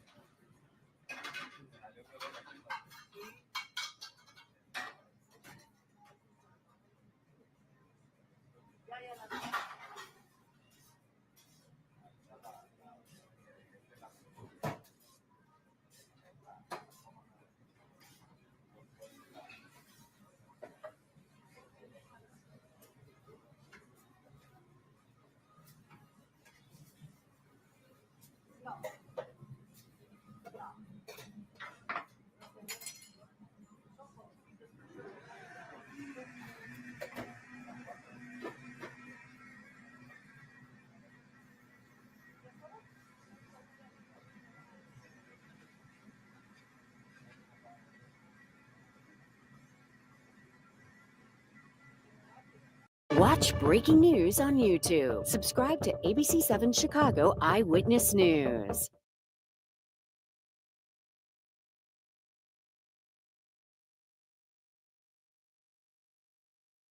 The full lineup is out for Lollapalooza. And the ticket pre-sale begins this Thursday morning at 10 o'clock. Among the year's headliners, Olivia Rodrigo, Tyler, the Creator, Sabrina Carpenter, Luke Combs, Korn, there's a throwback. Yeah.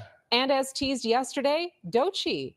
Additional performers include A$AP Rocky, Gracie Abrams, Martin Garrix, and Cage the Elephant. Cool. Cage the Elephant. Mm-hmm. What won't they think of next? The schedule will come out at a later date. Lollapalooza is July 31st to August 3rd in Grant Park.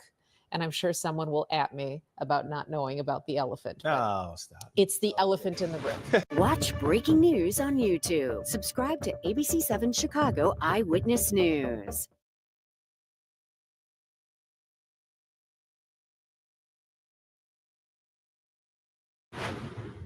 That teacher was arrested during a traffic stop yesterday, more than a year after the alleged sexual assault, which prosecutors say came to light after sexually explicit text messages were discovered. We are heartbroken for the victim and also for the hundreds of students, staff, and family who trusted this teacher and feel betrayed by this terrible situation. This meeting of the Community High School District 99 School Board comes hours after Downers Grove South notified families of a teacher's arrest. 30-year-old Christina Formella, a special services teacher and boys and girls soccer coach, has been charged with aggravated criminal sexual assault and abuse of a then 15-year-old male student, prosecutors say, in December 2023 during a tutoring session before school. Our top focus now is to support the victim and their family and to ensure the well-being and safety of all of our students. Though the alleged assault happened 15 months ago, authorities say the student and his mother reported the incident to police this past Saturday, after prosecutors say that mother bought her son a new iPhone, and after signing into iCloud, discovered a sexually explicit text thread. The exchanges, too graphic for us to show, are detailed in this petition filed by DuPage County prosecutors that sought pretrial detention for Formella, that request denied by a judge. School officials say they're now working to contact families of other students who had direct contact with Formella. We will continue to address this situation with urgency and transparency. We are committed to protecting our students and ensuring that they feel safe. Formella, who has worked for Downers Grove South since 2020, has been placed on administrative leave with pay and did not return our message requesting comment. A judge ordered her to stay away from the school and have no contact with anyone under 18. Watch breaking news on YouTube. Subscribe to ABC7 Chicago Eyewitness News.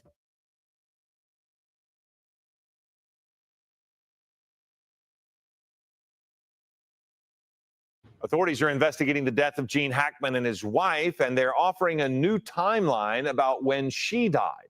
Officials now say Betsy called a medical service the morning after she was previously thought to have died. That service says it returned her call twice, but never heard back.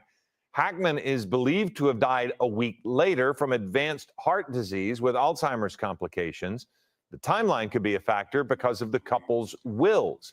Hackman left his $80 million estate to Betsy and did not name his children. Betsy left her estate to charity. If Betsy passes away first and then Gene, his will, in a sense, would become void because the individual he wanted his items to be passed to no longer exists in the eyes of the law. His estate and everything he left in his will would go to probate court, where individuals can argue that they should receive the benefits of Gene Hackman's will. Authorities say they will finalize the timeline very soon. Experts say it could determine where tens of millions of dollars end up going.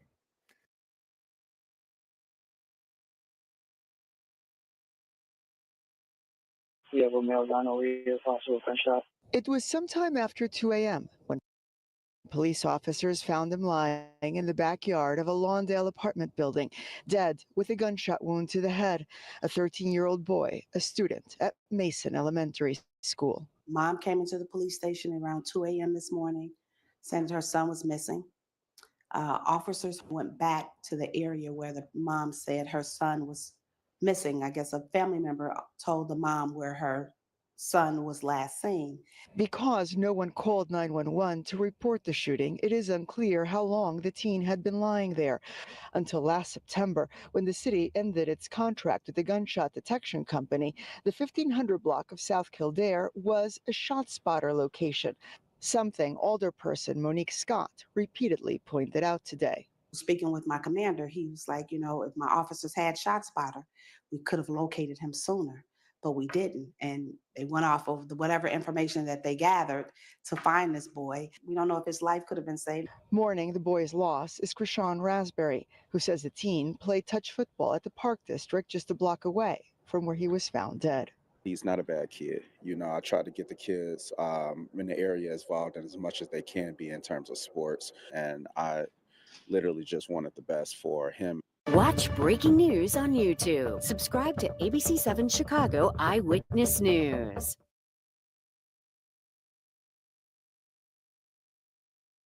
President Trump today chairing his first board meeting at the Kennedy Center in Washington, D.C. It comes after the controversial firings of some of the board members. The White House saying that the president wants to restore arts and culture. President Trump at the Kennedy Center in Washington, D.C., his first board meeting after appointing himself chairman. He hopes to restore arts and culture that embrace American tradition, don't disparage it, as we have unfortunately seen. Last month, Trump fired some members of the Kennedy Center's board of trustees, including the chairman, who Trump says did not share their vision for a golden age in arts and culture. Trump later naming Fox News Channel hosts Laura Ingraham and Maria Bartiromo to the board. There has been backlash. Vice President J.D. Vance at the center last week, sipping his wine to a chorus of boos from the audience. Some of the center's consultants have quit. Artists canceling shows, including a run of Hamilton planned for next year. The show's producer writing, quotes, "We have sadly seen decades of Kennedy Center neutrality be destroyed." The center was started in the spirit of bipartisanship, established by President Eisenhower, a Republican who supported a bill written by Democrats wanting a national culture center. It was then named after President Kennedy, a Democrat, after his assassination. Kennedy led fundraising efforts for the center. So we're going to spend a lot of effort, a lot of money on crime, and we're going to spend it on fixing up. We don't want graffitis on the beautiful white statuary marble. Now, Trump has not had the best relationship with the Kennedy Center, going all the way back to his first term. He had skipped the Kennedy Center Honors, the highest profile event for the center. Watch breaking news on YouTube. Subscribe to ABC7 Chicago Eyewitness News.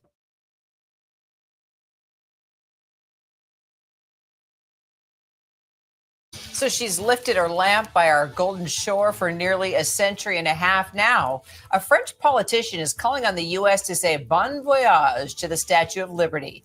Raphael Glucksmann says, "We gave it to you as a gift, but apparently you despise it, so it will be just fine here at home."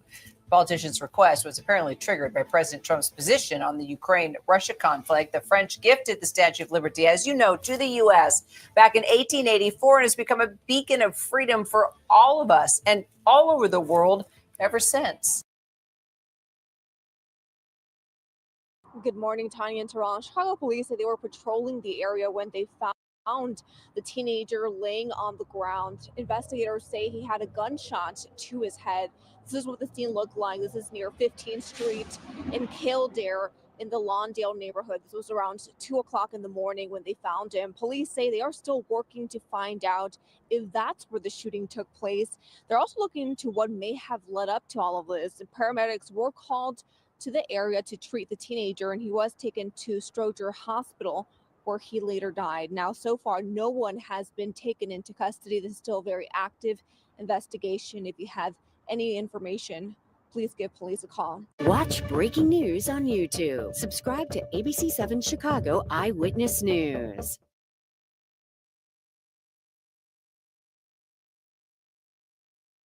Oh, whoa! More than 60 tornadoes have been reported across 8 states since Friday.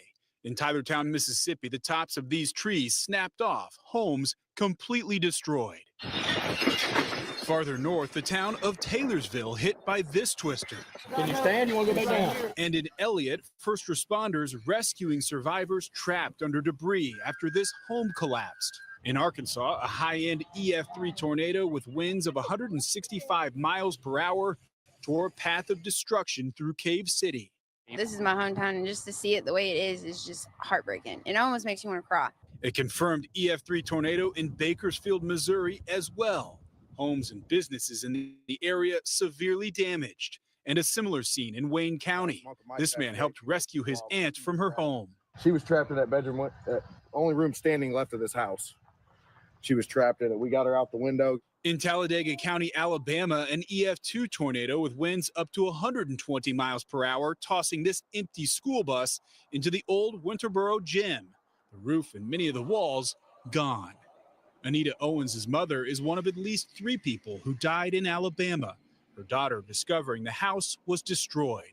She called me back, and all she could say was, "Mama, her house is gone. It's leveled, and it's leveled." And in Paulding County, Georgia, roads littered with fallen trees and power lines. The windows blown out of this man's home. It sounded like a war zone. Stuff beating against the house. Wind was whipping through. What's left of this weather system is now dumping heavy rains across parts of the Northeast, with wind advisories issued from Northern Virginia all the way up to Vermont. Watch breaking news on YouTube. Subscribe to ABC7 Chicago Eyewitness News. A $3.2 million match 6 lottery ticket was sold in Fayette County on Sunday. That ticket was sold at Pencraft Market, which is in East Millsboro. The winner has a year to claim that prize.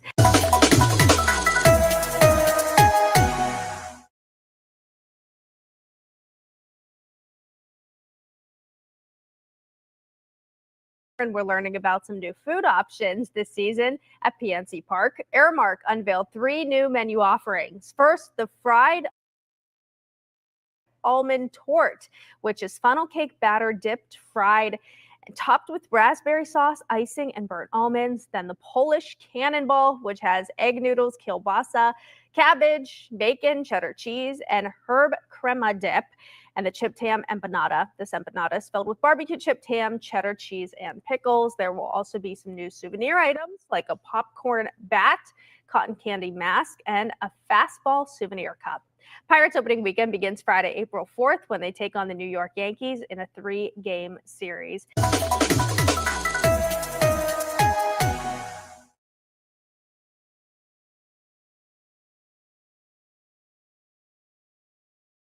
The National Weather Service surveying more damage today in Fayette County just moments ago, saying the damage is consistent with an EF1 tornado. West Penn Power says most customers in Westmoreland and Fayette counties should have their power restored by 3 o'clock this afternoon. But in Uniontown, it's not expected to be restored until late tomorrow night. NWS confirmed 4 other tornadoes in our area that hit on Sunday. 3 of them were in Westmoreland County. 1 was in Indiana County. Donegal and Ligonier were hit by the same EF1 tornado. We did have widespread damage with a lot of the area in multiple counties, but we're looking for like a distinct path and just some rotation convergence of like just the damage. And Sky 4 giving us a look at the damage in Indiana County, where some wooded areas were flattened. Fortunately, nobody was injured.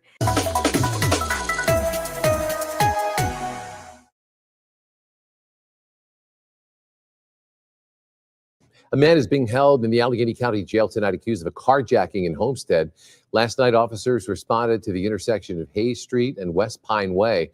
Police said the victim, a delivery driver, was flagged down by 20-year-old Trayvon Jones, who then assaulted the man and stole the car. This morning, detectives found the stolen vehicle and Jones nearby. He is charged tonight with robbery and assault. Pittsburgh Regional Transit plans to...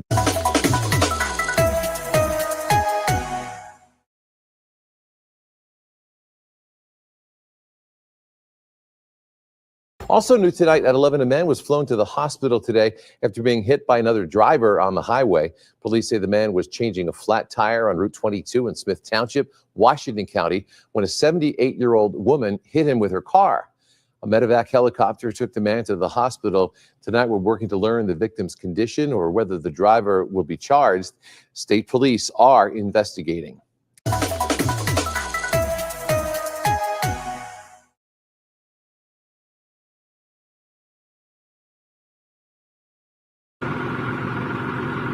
Well, Mike, this adult male victim is in stable condition tonight after police say he was shot at least twice just across the street from me here on Brookline Boulevard at about 4:15 this afternoon. Now, police say he was already in stable condition as he was leaving in the ambulance for the hospital. That was thanks to the quick and good work of some bystanders. I heard 3 loud pops. I thought it was a bunch of these kids banging on my window, came out to investigate. As soon as I came outside of the building, seeing that there was a person down on the ground and my fight and flight, response kicked in. I went into the pizza shop next door, Antonio's, asked them for gloves so I could try to administer any first aid that I could. Cesar Rivera joined an off-duty medic and firefighter in giving aid until EMS arrived. Police say the adult male victim is in stable condition. He was shot multiple times in the abdomen. It's a tragedy about what happened, but on the bright side, the community came together as we should and, help save this person's life. Police on the scene for about 2 hours. That crime scene taking over most of the block around the Brookline Boulevard and Flatbush Avenue intersection. Police say the suspects ran up Flatbush. At least 2 suspects. They are believed to be juveniles. The Brookline community says they're shocked and scared after a shooting in their downtown area at 4:15 in the afternoon as people were shopping and taking their afternoon stroll. It's crazy because you don't really see this type of stuff in this type of neighborhood. I never seen this before. So I was very intrigued to see what was going on, but I'm like, wow, this is going on Brookline?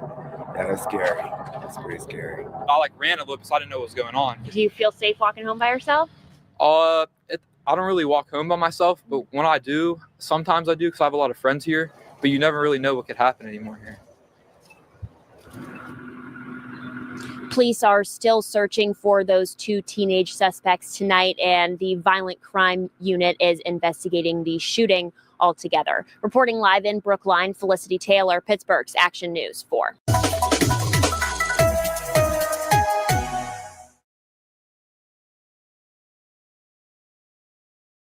Oh, the price of eggs. From the grocery stores to the bodegas, we've seen the true cost of the bird flu outbreak on our prices. It's hurting families. It's hurting businesses. We've seen the crazy prices for just an egg sandwich in the morning. We've also heard about how much more it's costing everyone who buys them, but we wanted to know why. So we sent reporter Dan Krauth out to a farm to find out what's happening, if the prices will come down significantly anytime soon. So he joins us here with what you learned at a local farm. He said egg sandwich, my stomach started to rumble. First of all, I come bearing gifts, a dozen eggs from a local farm This in New is Jersey. gold Oh right my now, God. You can't say I never bought you anything. This is like a box of chocolate truffles. This What is is it? like, Yeah. Is it wow. $12.99, $9.99, Oh my God. These are something like that? actually $6. Okay. They're way below market value. You know, it's crazy. I went grocery shopping last week. I needed 2 eggs, and I opened up each carton, and there was eggs missing from every carton. I don't know if you guys have experienced this in the store. Are people I think they're nabbing putting them in their eggs? pockets. Sure they are. Yeah, we're all going through it right now. But while the Justice Department is in the early stages of investigating the major egg producers over the prices, we went to a small farm to see why they're charging more and how long it will last. Life on the Norris Hill Farm in Somerset County, New Jersey has never been easy. It's tough. But it's gotten even tougher for Debbie and her husband, Rich, 4th-generation farmers. We do it for the love. We don't do it for the financial gain. They have 900 acres of crops, animals, all kinds of animals. But it's the chickens that have become the hot commodity. You're going in, you're trying not for the eggs to break. You don't want the eggs to crack. You don't want the eggs to break. Everyone's valuable. Store prices for a dozen eggs have increased by more than 50% in just the past year. Are farmers making more since egg prices have gone up? No, they really haven't. You know, the costs for us have gone up for everything. Farmers are charging more, but they're having to spend more. They have to replace each one of these chickens every 2 years, and the cost for a new one has tripled since the outbreak started. They're going for $23 a bird compared to when they were just $6 a bird not too long ago. That's a big increase. It's a huge increase. The price of feed still hasn't come down. Nationwide, more than 160 million birds have been killed to help contain the outbreak. Federal policy requires that once an outbreak is spotted, all of the farm's birds have to be euthanized. We mapped where that's happening, no part of the country untouched. The bigger the circle, the more birds wiped out. Luckily, it hasn't happened to the Norris family yet, but the chicken prices have affected all farmers. All those birds that need to be replaced still have to grow. It takes 5 months for new birds to lay eggs. With so many farmers looking to replace their flocks, they don't see prices coming down anytime soon. Prices are not coming down. The birds are still scarce. So all of those pieces are going to remain high until everything can be replenished. And it could be up to 2 years. That's why they're doing everything they can to keep the birds they do have healthy, with protective enclosures like this. We're all trying to do our best. Please don't yell and think that we're trying to price gouge. We just have to make sure that, we're covering our costs. Just don't yell, she says. The USDA claims that prices are starting to go down, but I haven't seen that yet at the grocery store. I don't know if you have. They're still what they were 2 months ago. We were talking the other day. I mean, you have some chains that have kept their prices pretty much the same. Trader Joe's did a pretty good job of it. But you see other ones still $9, $10 as you're going out. And the I try to buy the organic, free range. Those are even more expensive. Oh, I can imagine.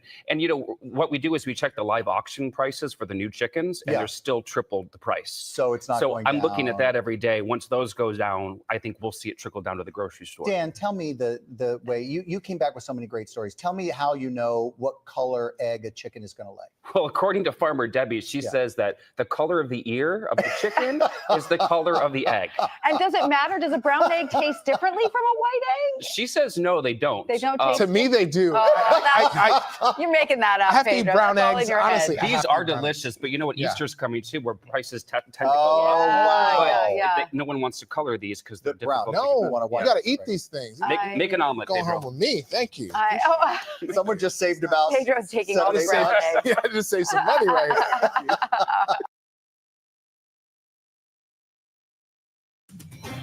We're going to start with some breaking news right now. A search is happening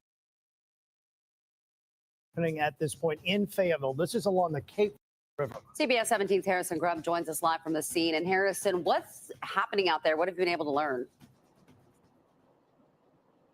Yeah, this is still an active investigation. We're still working to get answers on exactly what has happened. Right now, the Fayetteville Fire Department has confirmed that they are assisting the police department in a search on the river. We're here near the Person Street Bridge along the Cape Fear River. We've seen boats head up the river as this search continues. As I mentioned, we're still working to get more information. We have seen a few SBI agents on the scene. A pretty large area of this boat ramp that we're standing at is taped off at this moment as well. As we continue to learn more information, we'll keep you updated both on air and online at CBS17.com. For now, live in Fayetteville, Harrison Grubb, CBS 17 News. Harrison, thank you for that.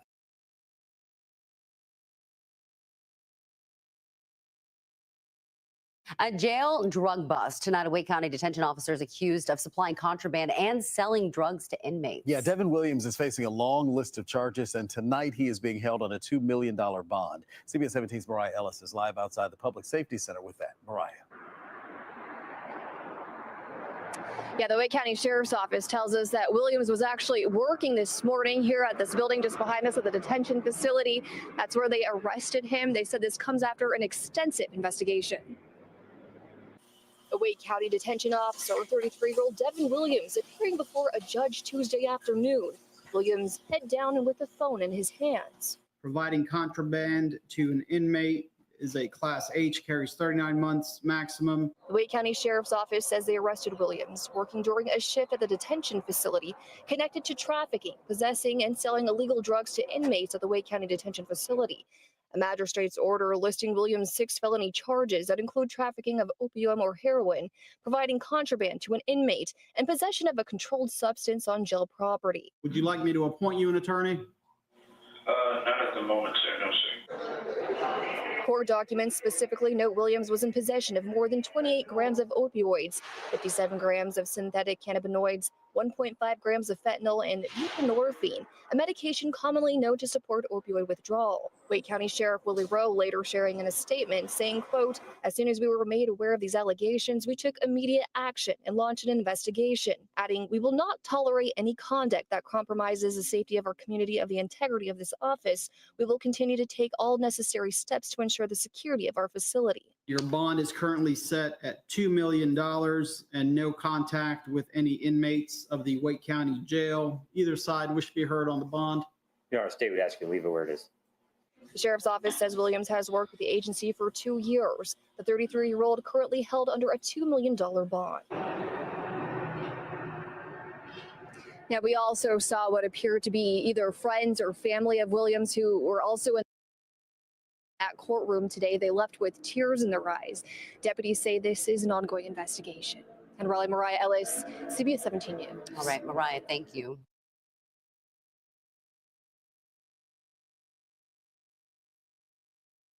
Well, new at 6 o'clock, we know the name of the victim in a deadly stabbing in Smithfield. Police say Eric Nelson killed Sandra Juarez. It happened yesterday at the Baymont Hotel off I-95. Investigators say they found Nelson in Virginia. He's charged with first-degree murder. Right now, 2 women are recovering after police say each stabbed the other outside a Durham homeless shelter downtown earlier today. CBS 17's Ben Boken is in Durham tonight, where witnesses say this all started as an argument. Police investigators collecting evidence around the parking lot at Urban Ministries of Durham, where 2 women stabbed each other on Tuesday morning. The executive director of the shelter, Sheldon Mitchell, says the women got into an argument that turned violent. We see our place as a place of hope, a place of healing for many in the community who are in crisis and in need. And to see what we'll say is a senseless act of violence happen between 2 community members is definitely unfortunate and very sad. When officers showed up, they found 1 woman who had been stabbed. Then a 911 call led them to the second woman at a bus stop near the intersection of Main Street and Dillard Street. I'm at the bus stop on 414 East Main. I got a stab wound to the back, conscious alert. Also, significant stab wound to the hand. Durham police officers and forensics teams were at the scene here all day, focusing their investigation on a gold Dodge Durango that witnesses say belonged to one of the women. First responders took both women to hospitals, one with non-life-threatening injuries and the other with serious injuries. According to security, there was another person that was here and been transported already. Urban Ministries says the women are familiar faces, and the incident is a reminder of the need within the homeless community. I think it just goes to stress the need to reach out and make sure we have resources to assist and serve this population. Police are still investigating. In Durham, Ben Boken, CBS 17 News. All new at 5 right now, the Durham County District Attorney says the shooting involving a Durham police officer at a Food Line parking lot was justified. The report found an unknown object being thrown at the officer's vehicle, prompting a chase back in November.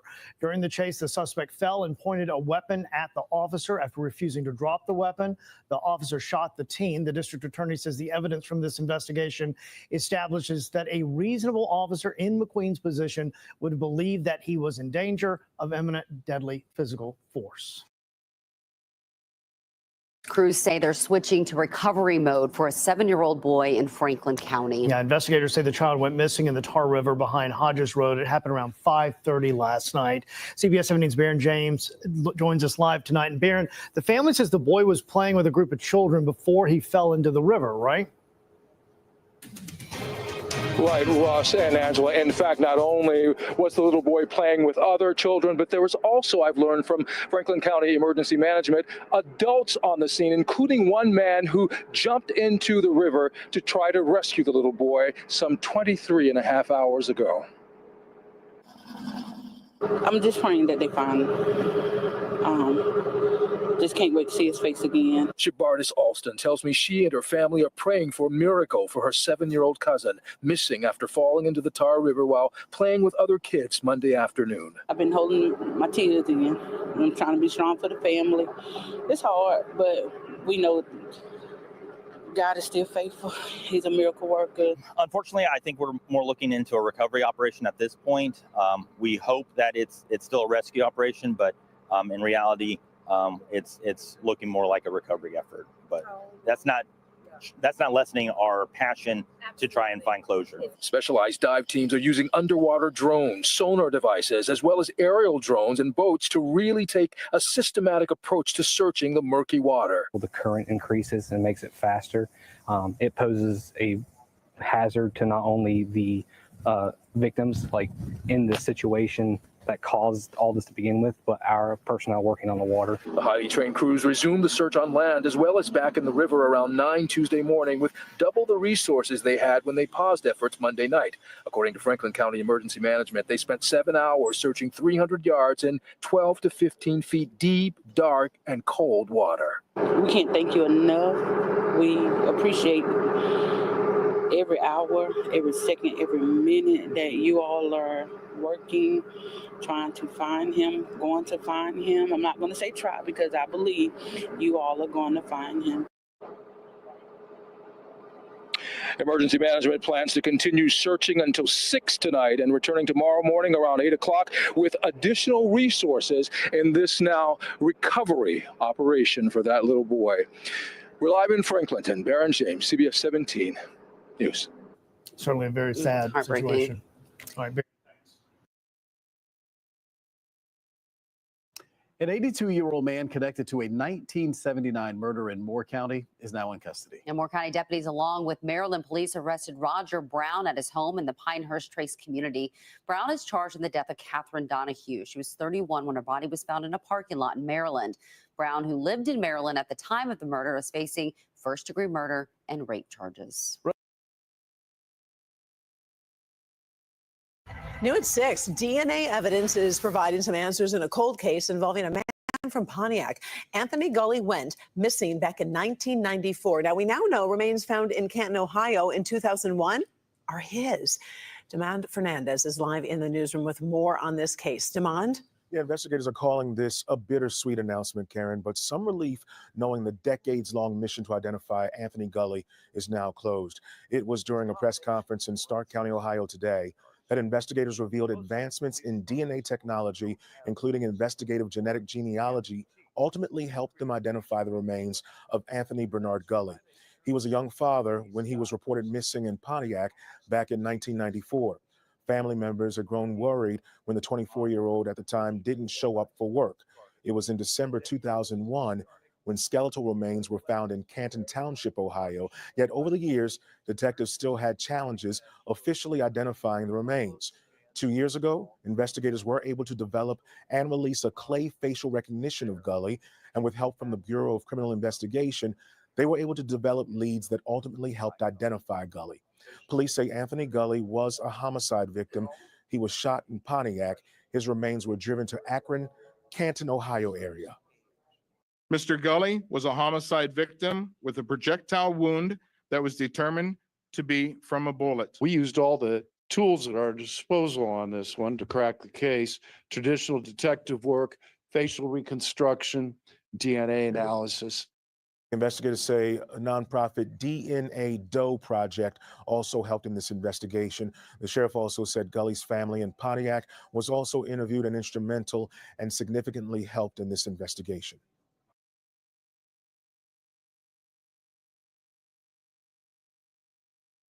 Severe Weather Awareness Week continues in Michigan, and while there are things that you and your family can do to prepare for severe weather at home, there's another place that is preparing for severe weather season as well. Forewarned meteorologist Brian Sherman has more on what students and teachers are doing this week to prepare for potential weather emergencies. Michigan is no stranger to severe weather, especially tornadoes. 3 tornadoes touched down in Metro Detroit last year, and who can forget the EF3 Ingham-Livingston County tornado in 2023? That's why exercises like this. There is a severe weather alert in your area. Please follow your severe weather procedure. Are important for everyone.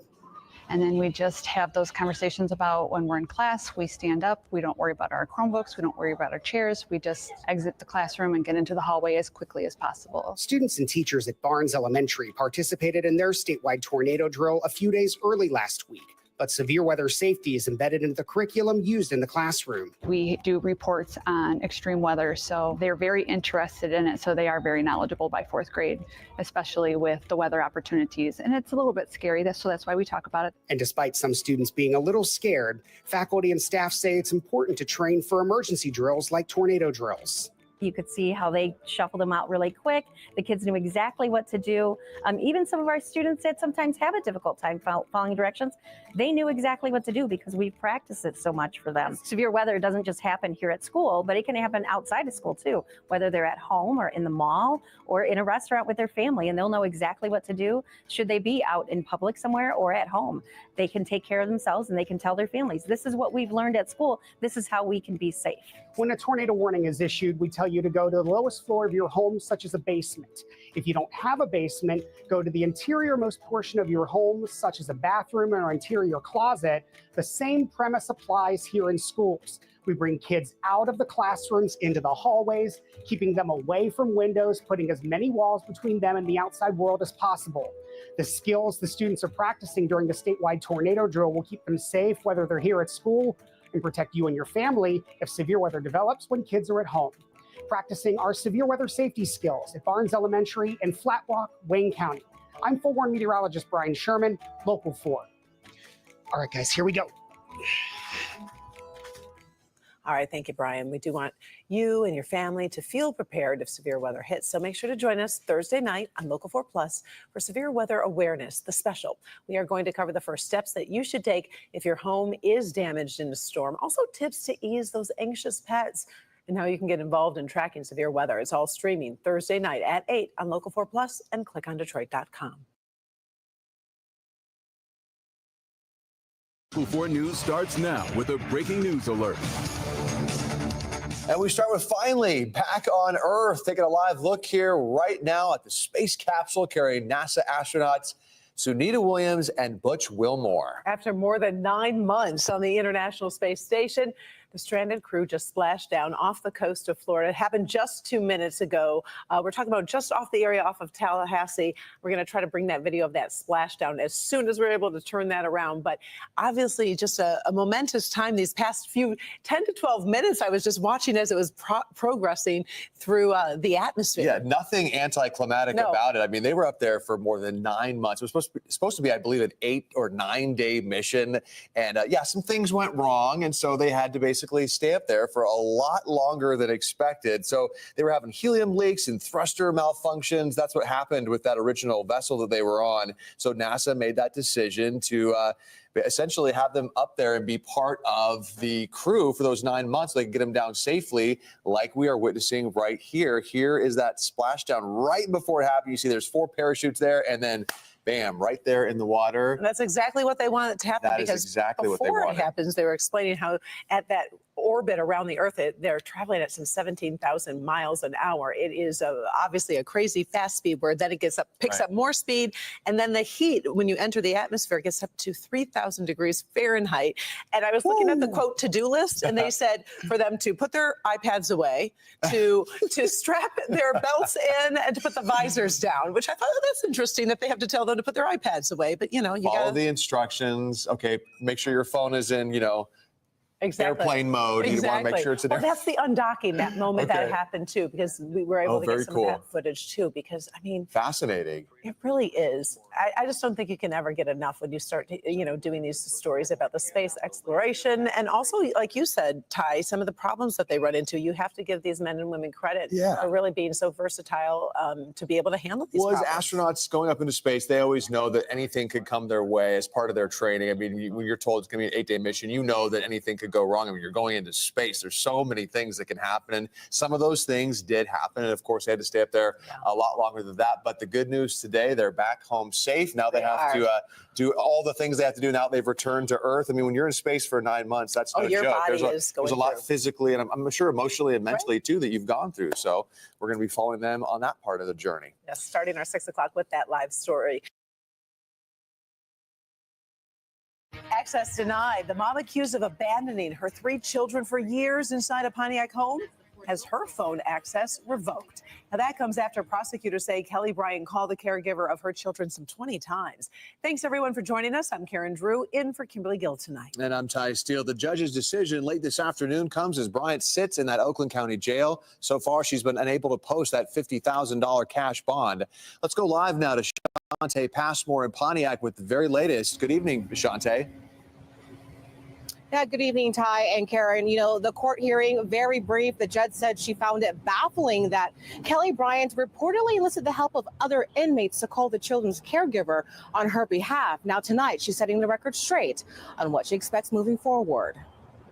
Would you state your name for the record, please? Kelly Marie Bryant. Should Kelly Bryant be allowed to communicate with the outside world? Oakland County prosecutors say not after she reportedly violated her bond. The court told the Pontiac mom to not contact her children and their caregiver. The 34-year-old, accused of abandoning her 3 kids, allegedly called her caregiver multiple times from jail. Bryant also reportedly enlisted some help. Your Honor, my concern is twofold. First, that Ms. Bryant defied the court's order on 3/7/2025 with the no contact, but also is now circumventing Oakland County Jail's rules and having other inmates contact on her behalf. However, Bryant's lawyer claims the mother remained unaware of not being able to call the caregiver. Her team claims neither they nor Bryant received a written copy of the court's bond order. The defense making it clear the mom did not inquire about the kids and asked for the judge to deny the motion. I am telling the court that there's not going to be any other issues. There will not be any other issues. They can monitor her from now until eternity, and she will not violate the court's orders. During the brief hearing, the judge said orders aren't suggestions. They need to be followed. If there is another violation, The court will schedule an emergency hearing within 24 hours of receiving notice of a violation. The judge says now she believes both Bryant and her defense team understand the terms of the bond. Still, she feels the violation was very flagrant, and that is why she temporarily suspended the mother's communication privileges for 1 week. We're reporting live in Pontiac tonight. Shante Passmore, Local 4. Yeah, all these circumstances, very shocking. Shante, thanks.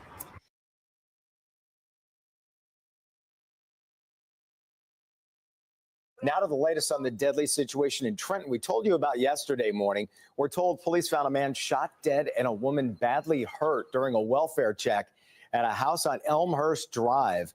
Police believe this is a domestic situation, and a neighbor told us she often heard the two fighting.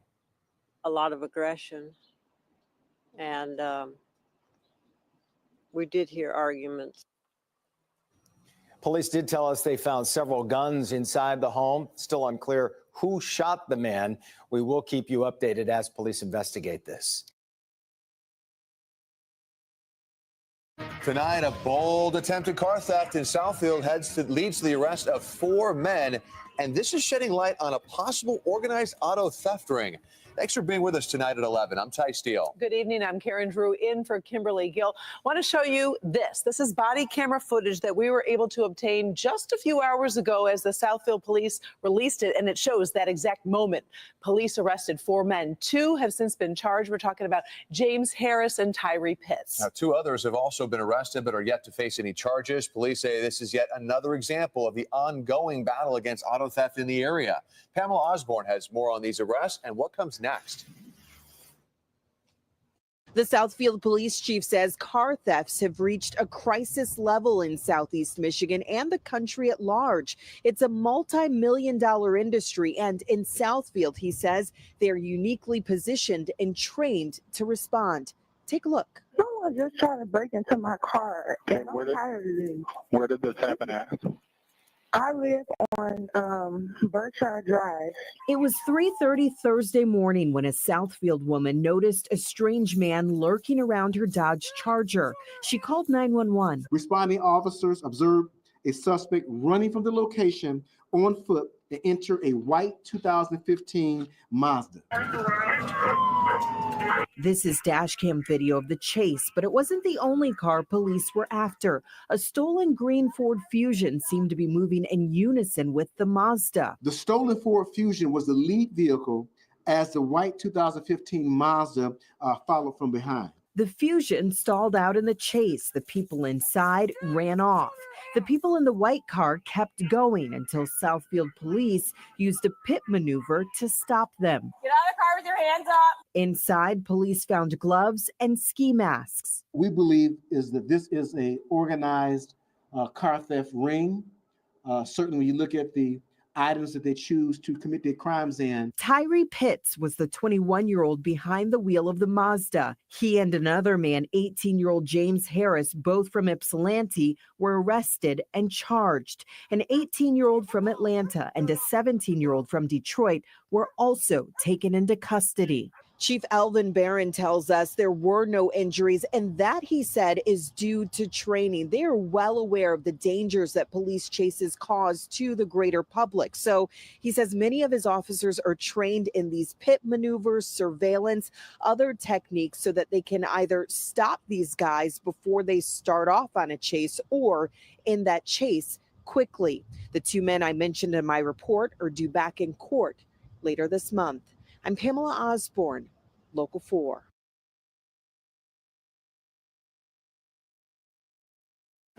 And there were so many houses that I did not like. And so when I finally found one that I liked and that we went to go see it, it felt really good. 27-year-old Skylar Williams was ready to close on her first home this month. That was until she received upsetting news from her mortgage broker that she was not approved for a $20,000 grant through the Federal Home Land Bank Welcome Home Program. It was a little upsetting just because I'm so close to the end, like less than 2 weeks away, and now we don't know what it's going to look like. Are you able to finish and purchase your home now? Not unless I have that grant, no. This is the new reality for many of Sebastian Starrood's clients after they received this letter Monday from FHLB of Cincinnati that reads, quote, "Unfortunately, your request has been denied for the reasons below. Funds are no longer available." Applications opened March 3rd, and Starrood says he received this email saying submissions could still be accepted until 5 p.m. March 4th. Yesterday, they came out and said that pretty much anyone that submitted their application on Tuesday, which was still within their time frame, is now getting declined because they ran out of money. Starrood wishes FHLB would have closed the application portal early if the funds were running low. Clients must be in contract and have income documents prepared in order to qualify. It's a grant opportunity Starrood says he's used for years to put his clients over the finish line, adding he's never had clients denied until now. It's hard enough in the mortgage industry right now as is. For some home buyers, it's a problem with the economy right now. To see them be that excited and have a chance to buy, that's amazing. And then, 2 weeks later, ripping that away from them, it's sad. It's a problem. Starrood hopes FHLB updates its Welcome Home Grant program to avoid false hope for home buyers next year. The issue with that is that it's 2 weeks after people went into contracts. It's a problem. It's a huge fiasco. I reached out to the Federal Home Loan Bank of Cincinnati for a comment, and they sent me a statement saying, in part, quote, "The speed at which Welcome Home Program funds were used speaks to a real need for down payment assistance. In the 2025 Welcome Home Program offering, we anticipate we will fund more than $23 million in down payment assistance based on the requests. In Franklin County, we also offered $5.6 million in down payment assistance for first generation home buyers in 2024. And to read that full statement, you can just head over to our website, 10tv.com. Well, Grove City will soon help some people pay for their health insurance. Just last night, the City Council voted to approve money for insurance through a new program called Grove City Cares. Those eligible will have to make less than $30,000 a year. 10 TV's Tara Jabor joins us live now from Grove City. And Tara, you talked with council and residents today. What did the city, or why, I guess, the city wanted to start this program? Colin, absolutely. I spoke to a member of Grove City City Council today who told me about a third of the people who live here in Grove City do not have insurance. Now, he wanted to change that, and now the city is stepping up to help those who are in need. This effort started. Ted Berry, a councilman for Grove City, says the more he talked to people in the community, the more he realized that healthcare is unaffordable for a lot of residents. You go out to a restaurant, you're talking to people that are serving you, you're talking to people that are helping you landscape your yard, or you're just talking to people in going to the grocery store. These people don't have health insurance. He met with the mayor over a year ago to talk ideas, and they found that two groups of people need health insurance the most: the elderly and those who are low income. And those part-time jobs, as we know, don't pay for health care. There's senior citizens in our community that have the federal program, of course, and then they may have some savings, but there's that gap that where they can't afford medicines and things like that. The city won't pay for all of the insurance. They will cover monthly payments for those on Medicaid and help pay for secondary insurance for the elderly. People that are making that income, they're more worried about food, a place to stay, transportation, and those things. Healthcare is a secondary thing to them. We spoke to people who live in Grove City today about the plan. Most people we spoke to say they support it. That's a great idea. This year, one of my prescriptions went up, and I take 8 prescriptions.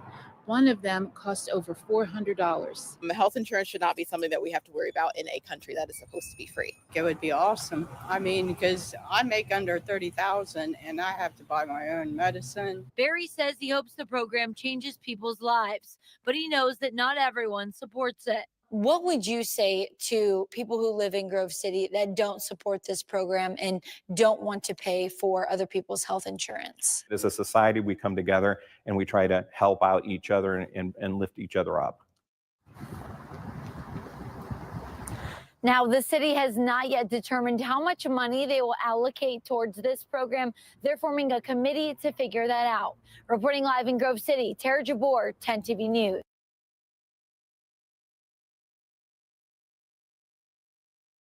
Well, new tonight in Health Source 10, a strong message from the Ohio Department of Health tonight to protect you and your family from the flu. The Ohio Director of Health says Ohio's flu numbers are declining, but we are not out of the woods yet. Now, take a look. This is the latest flu data. Right now, flu activity in Ohio is still in the very high category, but all the numbers are trending in the right direction, including hospitalizations, which dropped more than 25% from the previous week. Now, ODH does not monitor all flu deaths, but they do when they are notified when a child dies of the flu. Today, we learned 3 children have died from the flu so far this season in Ohio. None of those children were from Central Ohio. Doctors are urging parents to take precautions in order to keep their kids healthy this season.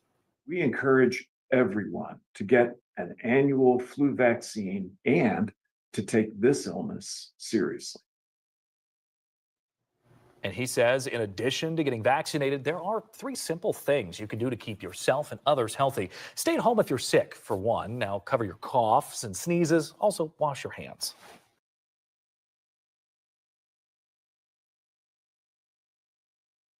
And while America watches and hopes for a safe return for those astronauts, Ohio leaders are keeping a close eye on another development involving NASA. And right now, Ohio leaders are lobbying to bring NASA's headquarters to the birthplace of aviation. 10 TV political reporter Doug Petcash shows us how they're using the power of persuasion in hopes of landing that deal for Ohio.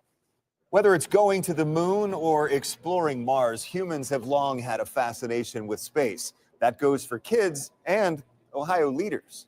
It's like cool how they like just blast off into space and go super fast. From rockets to Mars rovers, kids are drawn to the space exhibit at COSI and just the idea of space. All the planets and solar systems, and that you can go on rocket ships. So many galaxies and planets that astronauts have never explored. Ohio leaders are now exploring a possible connection with NASA. What better place than to move back to the beginning of aviation? The current lease for NASA headquarters in Washington, D.C. expires in August of 2028.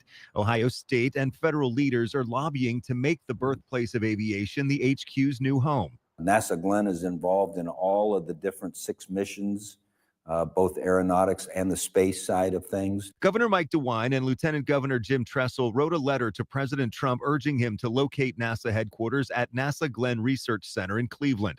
13 members of the Ohio congressional delegation sent a similar letter to Vice President J.D. Vance and the NASA Administrator Designate. Along with touting NASA Glenn, they're spotlighting Ohio's cost of living and running a business, the Air Force Research Lab at Wright-Patterson Air Force Base, and Ohio's rich history in aeronautics and space travel.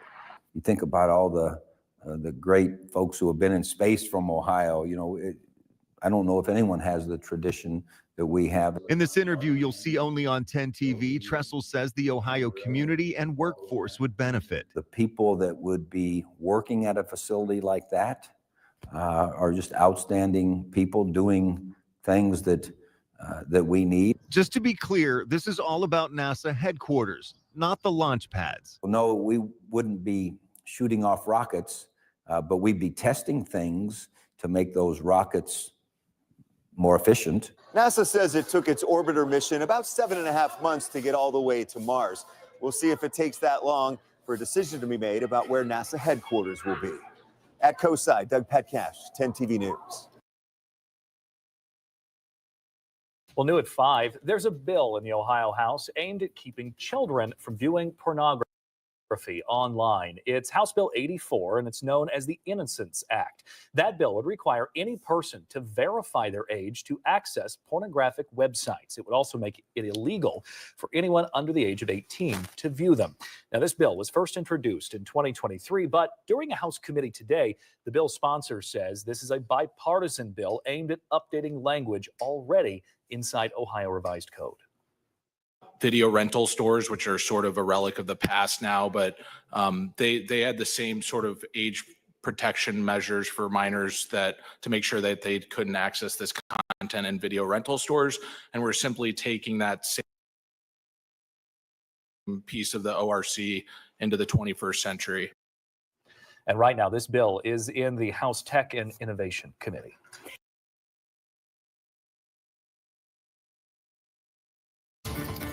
Hours ago, a federal judge ruled the dismantling of the U.S. Agency for International Development likely violated the Constitution.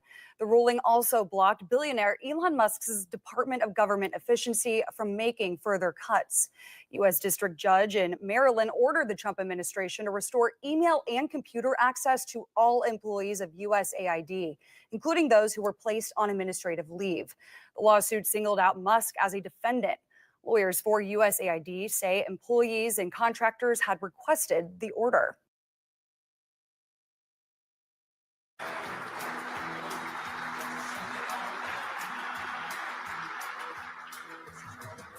And it's great to be with you all. It's great to talk about the importance of American dynamism and what our administration is going to do to support so many of the country's most groundbreaking and compelling companies. I know that you guys are working hard every single day, and I think it's pretty good news, right? That as of a couple of months ago, you have an administration that's working with you and facilitating your hard work instead of making it harder to innovate, which is, I think, what the last administration did.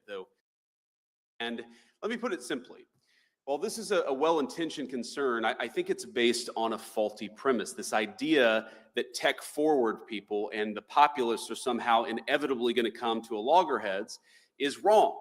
I think the reality is that in any dynamic society, technology is going to advance, of course, So while we remain the leader in technology and innovation, I think there are troubling signs on the horizon. And I raise all this to ask, does this sound like a regime, I'm speaking of China, that will pass up on the opportunity to use AI or any other technology to advance their own interests and further undermine the interests of their rivals? I think the answer is obvious, and that's why America, we've got to be tech forward. Yes, there are concerns. Yes, there are risks, but we have to be leaning into the AI future with optimism and hope, because I think real technological innovation is going to make our country stronger. And so I'd ask my friends, both on the tech optimist side and on the populist side, not to see the failure of the logic of globalization as a failure of innovation. Indeed, I'd say that globalization's hunger for cheap labor is a problem precisely because it's been bad for innovation. Both our working people, our populists, and our innovators gathered here today have the same enemy. And the solution, I believe, is American innovation. Because in the long run, it's technology that increases the value of labor. The Trump administration's great plan for staging the great American manufacturing comeback is simple. You're making interesting new things here in America? Great. Then we're going to cut your taxes. We're going to slash regulations. We're going to reduce the cost of energy so that you can build, build, build. Our goal is to incentivize investment in our own borders, in our own businesses, our own workers, and our own innovation. We don't want people seeking cheap labor. We want them investing and building right here in the United States of America. There's a lot that we're excited about, and we certainly hope that you guys are excited too. But the fundamental premise, the fundamental goal of President Trump's economic policy is, I think, to undo 40 years of failed economic policy in this country. For far too long, we got addicted to cheap labor, both overseas and by importing it into our own country, and we got lazy. We overregulated our industries instead of supporting them. We overtaxed our innovators instead of making it easier for them to build their great companies. And we made it way too hard to build things and invest things in the United States of America. That stopped 2 months ago, and it will continue to stop, and will continue to fight for American workers and the American businesses that hire them and that support them.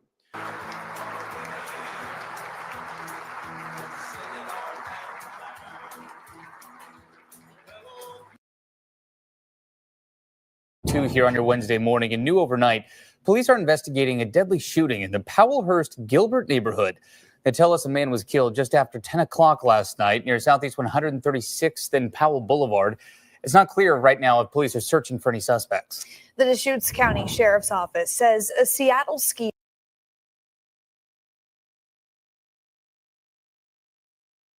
A woman is recovering after a crash on the George Washington Parkway. She was pulled to safety last night after her car plunged into the Potomac River. News 4's Joseph Olmo was in the area last night, and he witnessed the Good Samaritans helping that woman. Joseph, tell us what you saw. Hey, ladies, good morning. Well, it was just a normal bike ride for me yesterday until it wasn't. I was pedaling along the Mount Vernon Trail here right next to the Potomac River, and I noticed a bunch of people down at the shoreline there. So I rode my bike down there, and this is what I saw.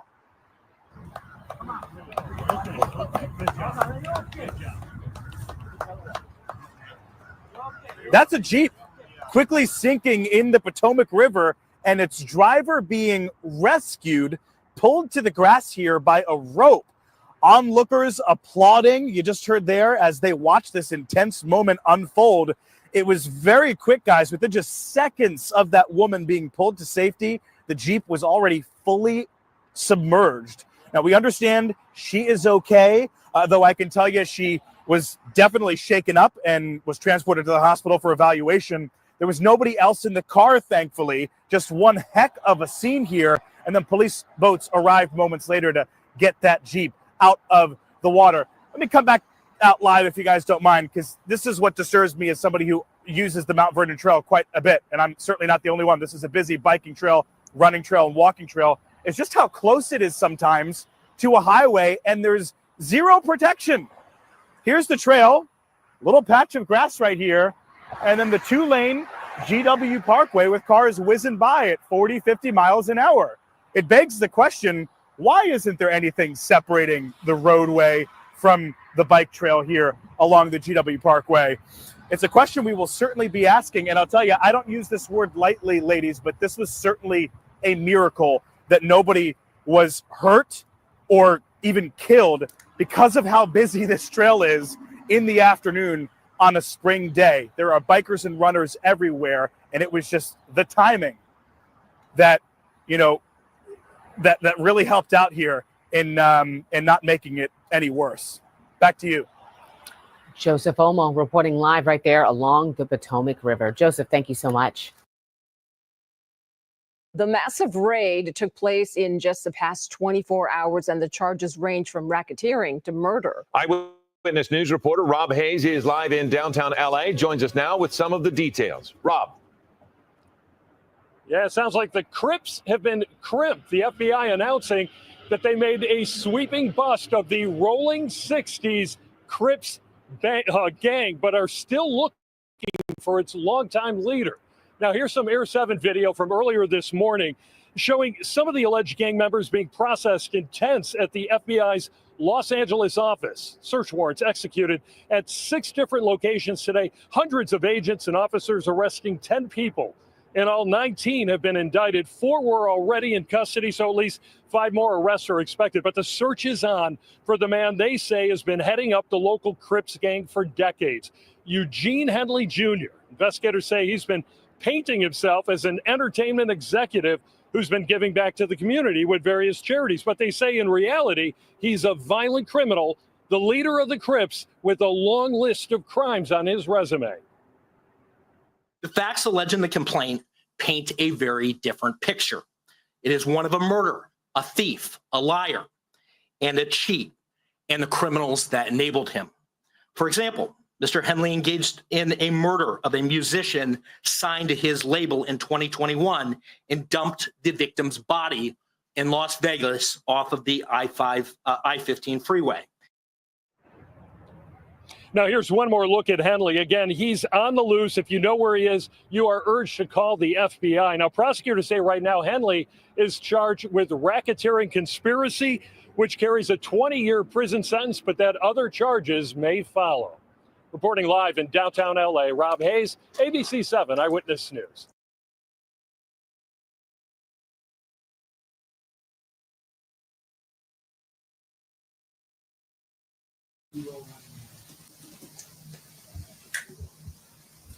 Good morning. I'm Joe McNally, the acting United States Attorney here in Los Angeles. Today, we're here to announce federal criminal charges against Eugene Henley Jr., a career criminal known as Big U, who used his contacts and leadership role in the Crips criminal street gang, the entertainment industry, and a youth charity to further his own criminal enterprise, an enterprise that engaged in murder, extortion, robbery, human trafficking, COVID fraud, and other felonies. Mr. Henley and several other individuals linked to him and his criminal enterprise were charged in a criminal complaint with federal racketeering conspiracy. Mr. Henley is a fugitive, and he is currently wanted by federal law enforcement. Other individuals linked to his criminal enterprise were arrested today, approximately 10 defendants who are charged in various indictments. Again, Mr. Henley is a fugitive. 4 defendants are in state custody and will be transferred into federal custody. And we are still seeking Mr. Henley and another fugitive. The Department of Justice's top priority is eliminating violent crime caused by criminal street gangs and organized crime. These organizations cause a tremendous amount of harm in our communities. And today's arrests are part of our office's efforts, FBI, IRS, LAPD, the team you see up here, to make our community safer and rid our streets of these criminal street gangs, including ones operated by violent felons like Mr. Henley, who are posing as savvy businessmen and community leaders, but in the end are violent criminals. The affidavit filed with the criminal complaint alleges that Mr. Henley operated Big U Enterprises, a mafia-like organization that utilized Mr. Henley's stature and long-standing association with the Crips criminal street gang and other gangs here in Los Angeles to intimidate businesses and individuals in our communities.